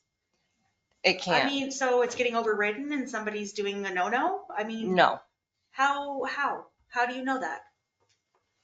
it shows up on every payroll report that I review. And you're signing off saying you're okay with it. And not that it's you, because every other mayor before this has done it. And that is Everybody the problem. has. So it needs to be the icing off the top of the cake. You scrape it off. There's 48 days that she has on her pay period or on her vacation time, and that's it. That's how it works. It's because if you look at it that way, it's not fair to Susie that uses hers every. To stay within the policy. Right, to stay within the policy where she could have been accumulating it and get, here's my notice, I'm a year out, but I'm gonna get paid for the rest of the year, it just doesn't seem fair. There should be something done. Maybe I'm not talking out of line, I don't know. No. But I think we need to, I think we also need to, Right. and I think we also need to find a plan for like temp service or whatever it is. Like Eric said, he left town twice. And got called back and that's not okay. Got called I back get that. twice. Right. So how do you expect them to, you have a staff that's exceptionally dedicated to the job and doing it well, and they have this panic and they don't let anything go. How do you accommodate them letting go? How do you say, Eric, you may actually take vacation and turn off your phone? I mean, you just insist and no matter what happens, if a water main breaks, you don't call him. I don't know what that is either. So what is the people's answer to you then when that happens? Yeah, that's a great question. Is there not something of calling in another town's public? I mean, there's a lot of towns in this county. Isn't there any way to like borrow somebody for a day, a week, some kind of overlap to get some assistance with? I don't know. I don't know. You have the clerk share or the website. The clerk's share is where we're trying to figure out Ginger's. Yeah. Okay. Twin Bridges currently doesn't have a clerk. No. Christie just quit. Yeah. Wow. And the replacement quit too. Yeah. All right. So what's the plan?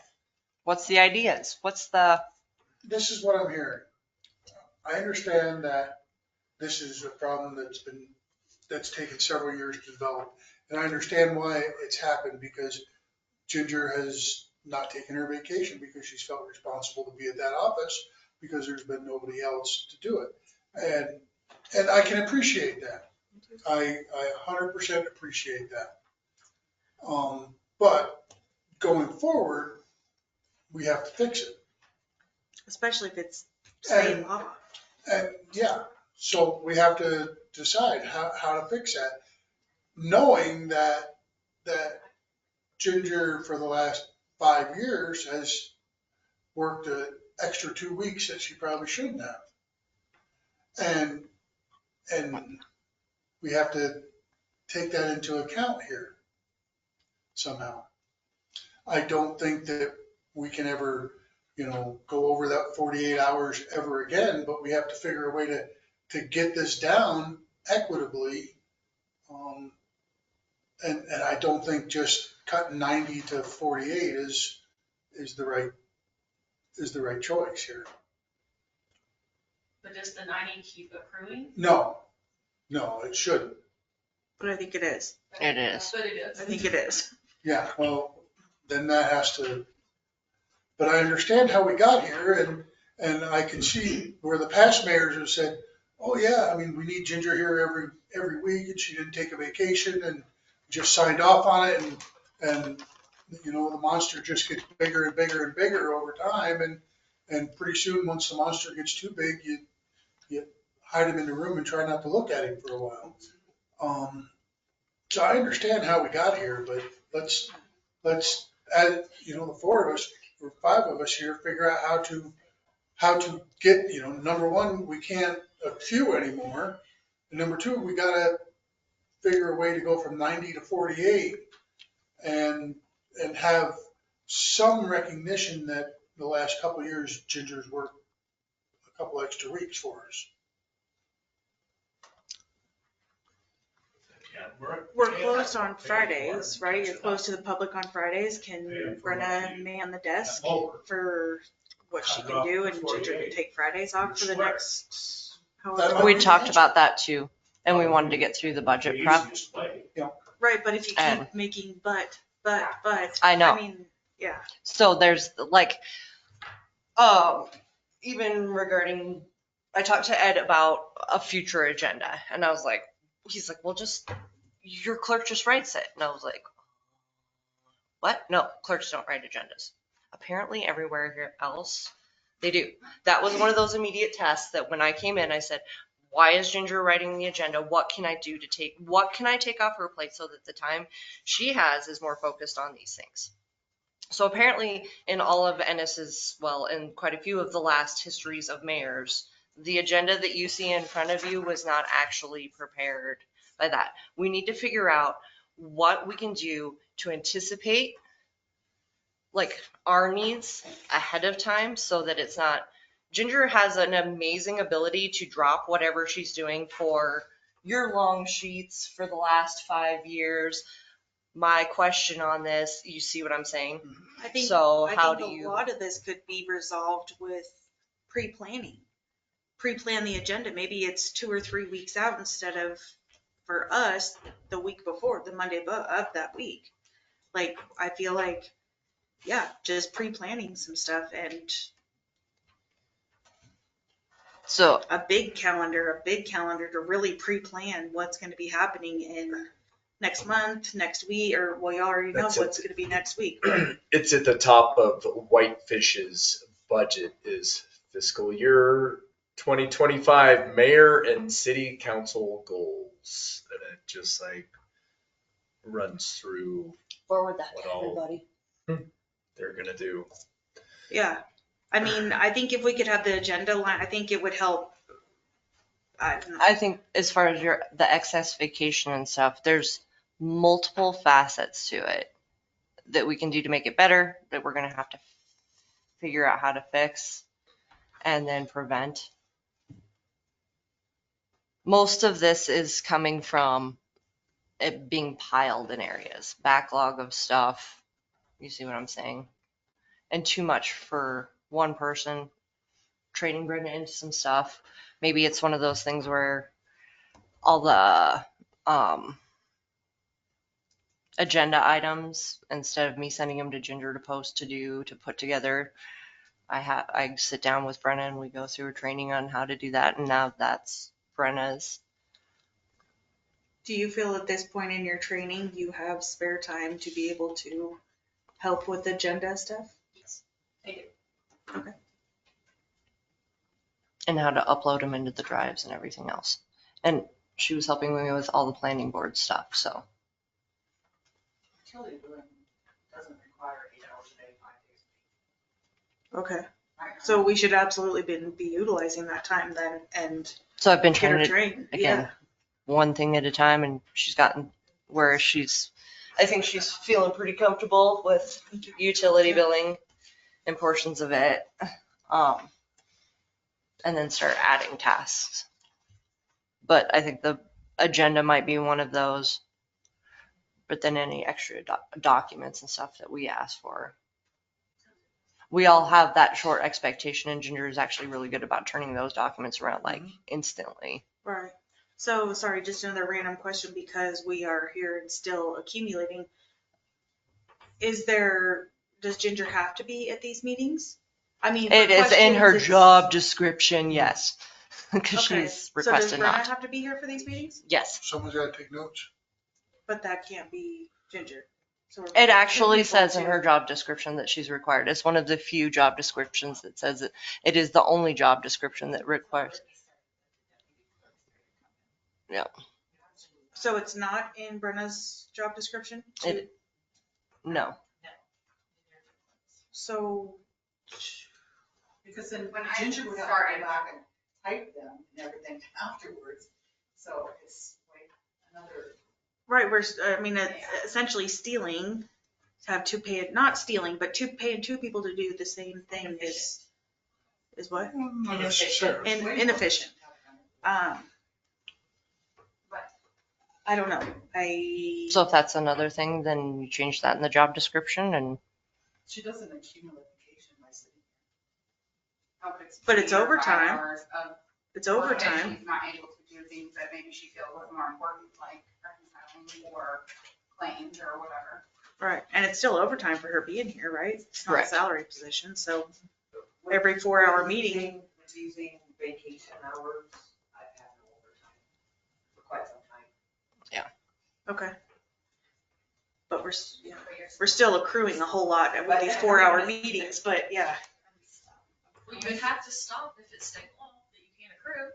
I mean, I would think, yeah. So the max hours that should be available would be 384 hours, right?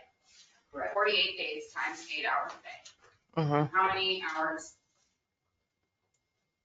does she have? I don't know.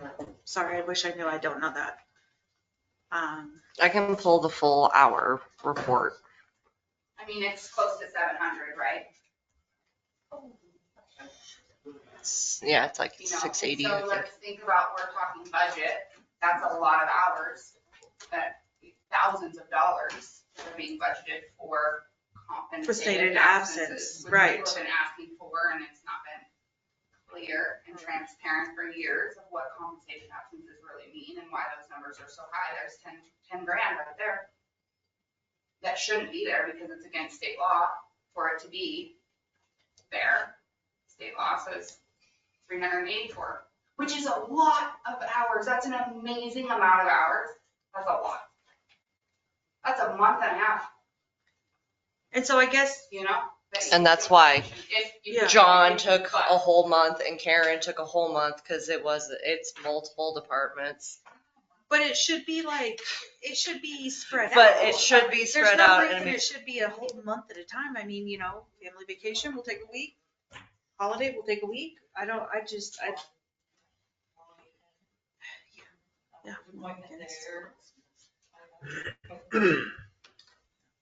Okay.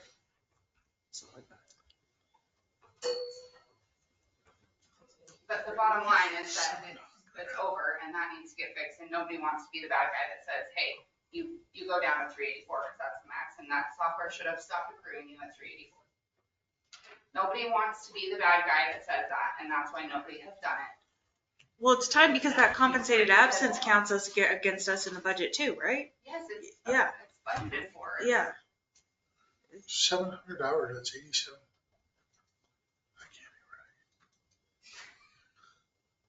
This probably isn't a good time to say this, but one of our officers, when he left here, we called it the Suburban Fund because he got paid out on his vacation by Suburban. Because you had one officer and we didn't enforce it then.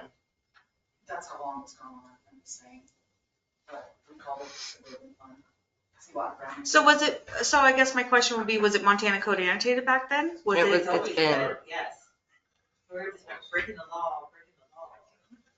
Well, And that's probably why every mayor before Nikki has said, we've just We'll done it just this let it way. roll. So let's just keep going. But Because we can't foreclose. But now it shows up in the audit. yeah. So now it's on an official document that it is, and it needs to be addressed. And I Like get I it. said, It's hard to take, we've I been- can't take a vacation this summer. I get it. I know where we live. It's not easy to be able to plan your time off. But at a certain point, you gotta start planning. And stop occurring. Anyways, I'm done on that subject, but.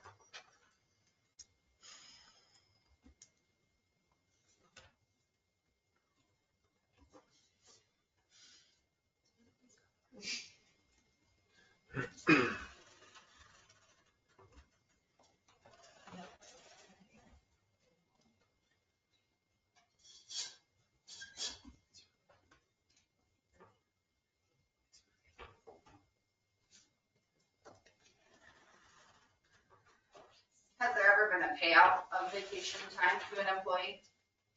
Yes. No, I mean, sorry, I mean like literally while they're employed. Like, oh, you have too much, let's pay you out a little bit so that your balance isn't that much. Yes, it did happen. And is that Is that legal? legal? No. No. The meter is free. Okay. Cap. So how, so we're gonna put this into effect. So I'm gonna call Black Mountain and look into the program itself. As far as setting like a default that's like a warning when you're approaching, and then See if they can do that for quarterly statements too. Bing, bing. Quarterly statements. See if they can set a reminder for that too, to automatically print or remind you to print quarterly statements so we can see them. That way you don't have to remember. Finish your statement, go on, you were trying to say. Sorry. whoa, lost it. Sorry, I really didn't mean to interrupt. It just seemed like a good time to throw that in there. Put a warning in there when you're getting close or something? Yes, as a double reminder for me. And that if we can program it in for the cap at 384 to not accrue past that, but we have to figure out. No, that's not right. And that's not for everybody. It's not right. It depends on how long you work before it counts out. Just because she's been here over 20 years, that's why. If you've been here Okay. 15 to 20 years, it's 21 days or 42 days. You know, the policy book, it has it in there. Right? But I mean, see if I can set it per person now. How's that? $15,000 a year for that software. I think QuickBooks will even do that for you. QuickBooks will. QuickBooks is cheap compared to Black Mountain. Yeah. Because you can set it, it's a part of the employee profile. That's what I mean, Set up yeah. their pay grade and Yeah. their, you know, how much they accrue. Yeah, absolutely. Okay. So at least a plan. That's it. And again, Can we have a follow-up with that though? So can you please update us with what you find out? Quick email, something, some kind of communication?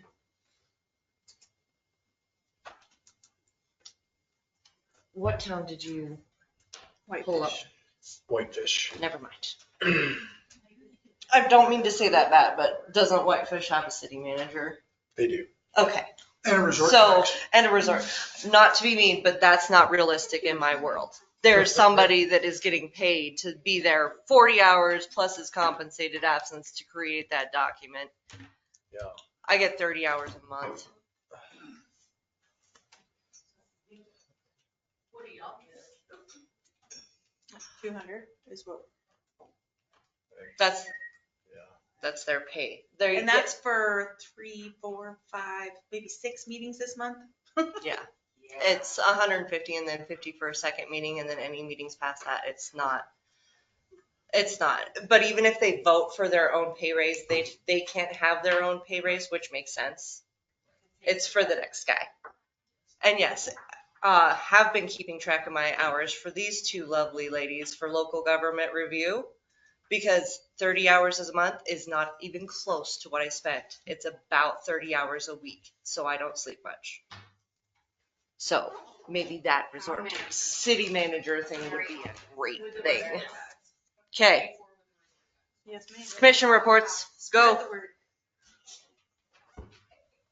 I don't have anything to report. We didn't have a meeting earlier in the week on Tuesday. We didn't have a quorum, so it's been rescheduled to next week. Tuesday of next week. Can I say something about your planning board? So they emailed me to see if I could come and turn this on. Maybe, I talked to John a little bit. Maybe if you have some spare time, you could come and get some training on how to run it so that you can do remote whenever, or whatever. I wasn't available to come Tuesday, but it's not that difficult. I was about to say I could, but I wouldn't have been here Tuesday. Can't you just have them on speakerphone? They didn't, they ended up not having a quorum, I believe. That's why. That's correct. So, but maybe we do it, John training to run the system anyway. And then I guess this time we both were out of town, but I don't think very often both of us would be out on a Tuesday. You want me to reach out to Lyndon at the same time too? Sure. That's a good idea. Make Lyndon learn how to do that. Your meeting's gonna be posted. John? Nothing to report beyond the, was it 5 or 6 meetings we've had this month? So I've seen you guys more than You're white, huh? most other people, so yeah. Yeah, I just had my library board meeting last Friday. And we will miss Mary very much. If anybody's interested in a library board position, contact Karen, I think. Yeah. They have to legally post it once you get first back. for school board. Yeah. We should, school board, library board. Yeah. I'm sure there's some Montana law about library boards and how they're appointed and worked. Yes. And their special heart of library. I think that's all I got. Corey. Just some quick fun facts. West Yellowstone has been through 22 public works guys in the last 3.5 years. Actually, public works guys.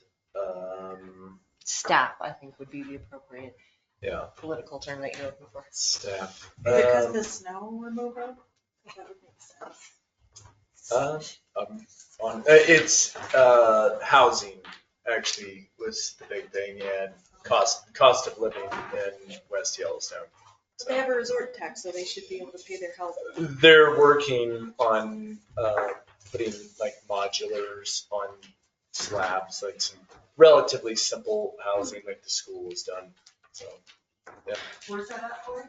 West Yellowstone. Yeah, they have a resort tax. And that's it. That's all I have. So, in the last month, my highlights have been working on the items for this piece, which you don't see 608, and talking with the engineers and trying to get all that lined up. The next portion of that I'm trying to line out with Great West is water rate increase, because that's not, I'm trying to understand the process, because that's not 2 public hearings and you're done. It's like you have to send notice to every water user of the process. So I've been trying to do my initial research on water rate increase, because I've seen horror stories where it goes horribly bad. Other portion of that is now still contacting other audit companies as requested. I haven't got finals back to present you with multiple options on that. I'll have to say the regular staffing stuff, coming in and checking in. I wasn't in the last 2 Mondays. I actually had set up an office, but in light of recent events, I kind of vacated it. Our town attorney did just say, continue on doing the job to the best of your ability in the meantime. So in the meantime, contacted Ed regarding our whole, we're throwing the mayor out items and which towns he should be researching, and touching base with him on that. I think we need to develop you need to develop, however we want to do this, process for Ed. He is a different interaction than we've had previously with an attorney. Mr. Greenbaum was, I will be there all the time, kind of invited, not invited. He just kind of flowed into all of it all of the time. Because that's how it was, and that's how we rolled into it. Mr. Guza very specifically wants a formal invitation to everything. So that is the heads up. And I can't meet that expectation if I don't know what it is. So you want him here, we don't want him here. It's a discussion that has to be had. I said, I worked around his trip to Europe. I was going to schedule my whole, you get to have your say on how I'm a contract, not contract, sheriff's MOU, throw me out item, for next week. But he is, again, in Europe on vacation.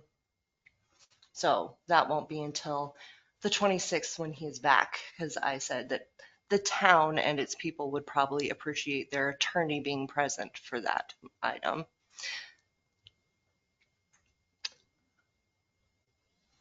So that's pretty much the sum of it. Keeping up with the day-to-day stuff the best that I can and going from there.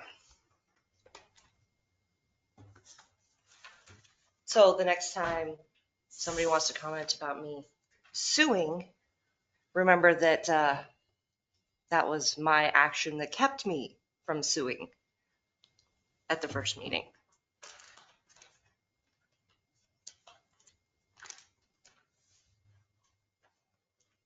That's all I got. Which is the right thing to do, so thank you for doing that. That's the second time I've done it. It's the right thing to do. That's the second time. I just have to say that. When I got fired from the ambulance without even being told I was fired. Could have sued then, didn't. So if it was in my nature to be mean, manipulative, and take advantage of this town for any reason, I've had 2 opportunities granted to me from this room.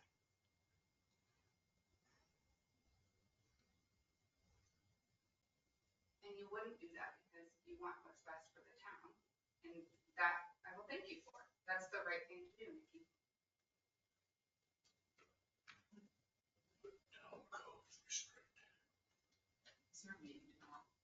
Yes, work session, budget. What, I have a question about that. When was it published at the library? The night, or Friday. Friday the 6th. As soon as I give it, I send it down. Put it on the copier and send it down and post it here. But it was posted in the library on Friday? It was sent to them on Friday the 6th. But was it posted just hit the at the library on Friday? As far as I know, Carla, I mean, I send them down that way all the time. But they're also online every time too, and they weren't this time, so I don't know. If you don't feel comfortable, we can cancel it and reschedule it for Tuesday night.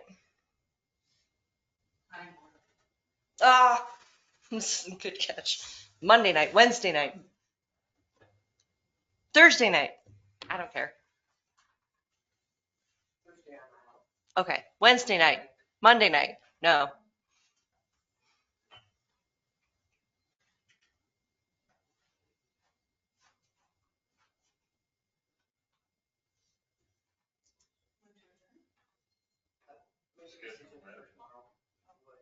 We have to make that decision.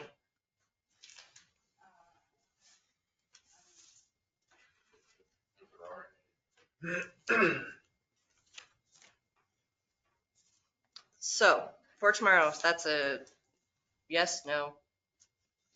I can't confirm. I don't know if I need to start driving down and taking pictures at the library or having Karen do like proof of That's life. just where I went because it wasn't on Facebook like it usually is, so.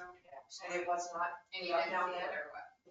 Then you're probably better, if it was not hung down there, you're better not have it. Unless it was in a different spot, because I know Karen's out, I'm not gonna throw those girls under the bus. I was Maybe they just posted it. asking. No, and I'm not, I don't wanna throw anybody under No. the bus either, it can happen, but if it wasn't. Because I knew you guys had talked about it, so I just went there to look, because I didn't see it on If you Facebook. didn't see it, Carla, then, yeah. But I'm probably the only one that was looking for it too, so. Because I feel like the only thing. But maybe they did post it in a different spot. Yeah, that's possible. It's way I don't know. Like, frankly, at this point, I'm over meetings. So not this week is what you're saying? If you guys want to do it, I may not attend, but feel free to do it. I feel it's counterproductive. If we're talking budget and we're trying to fix it, if we can't. So would next week be better? Would it? I don't know. I didn't know if she was coming tonight. She hasn't called it or let anybody know on the last several times that she's not been in attendance, that everybody else lets me know when they're not going to be here. Two consecutive. So, and those are regular, yeah. And it has to be 2 consecutive.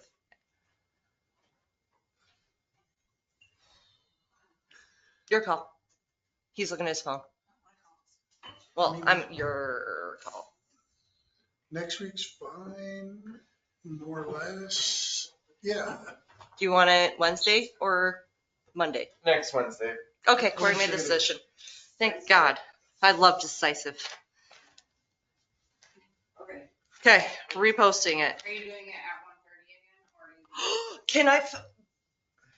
Can we make it a regular meeting and Yeah. put 608 on there? Totally regular. And any others? Okay. Resolution 608, sorry. Oh. That's a weird start time. But at 6:15, can we do 6:15? Yes. Okay. Move to adjourn. Move to adjourn. I Aye. okay. No. What letter? You want that? I can't sign it. No.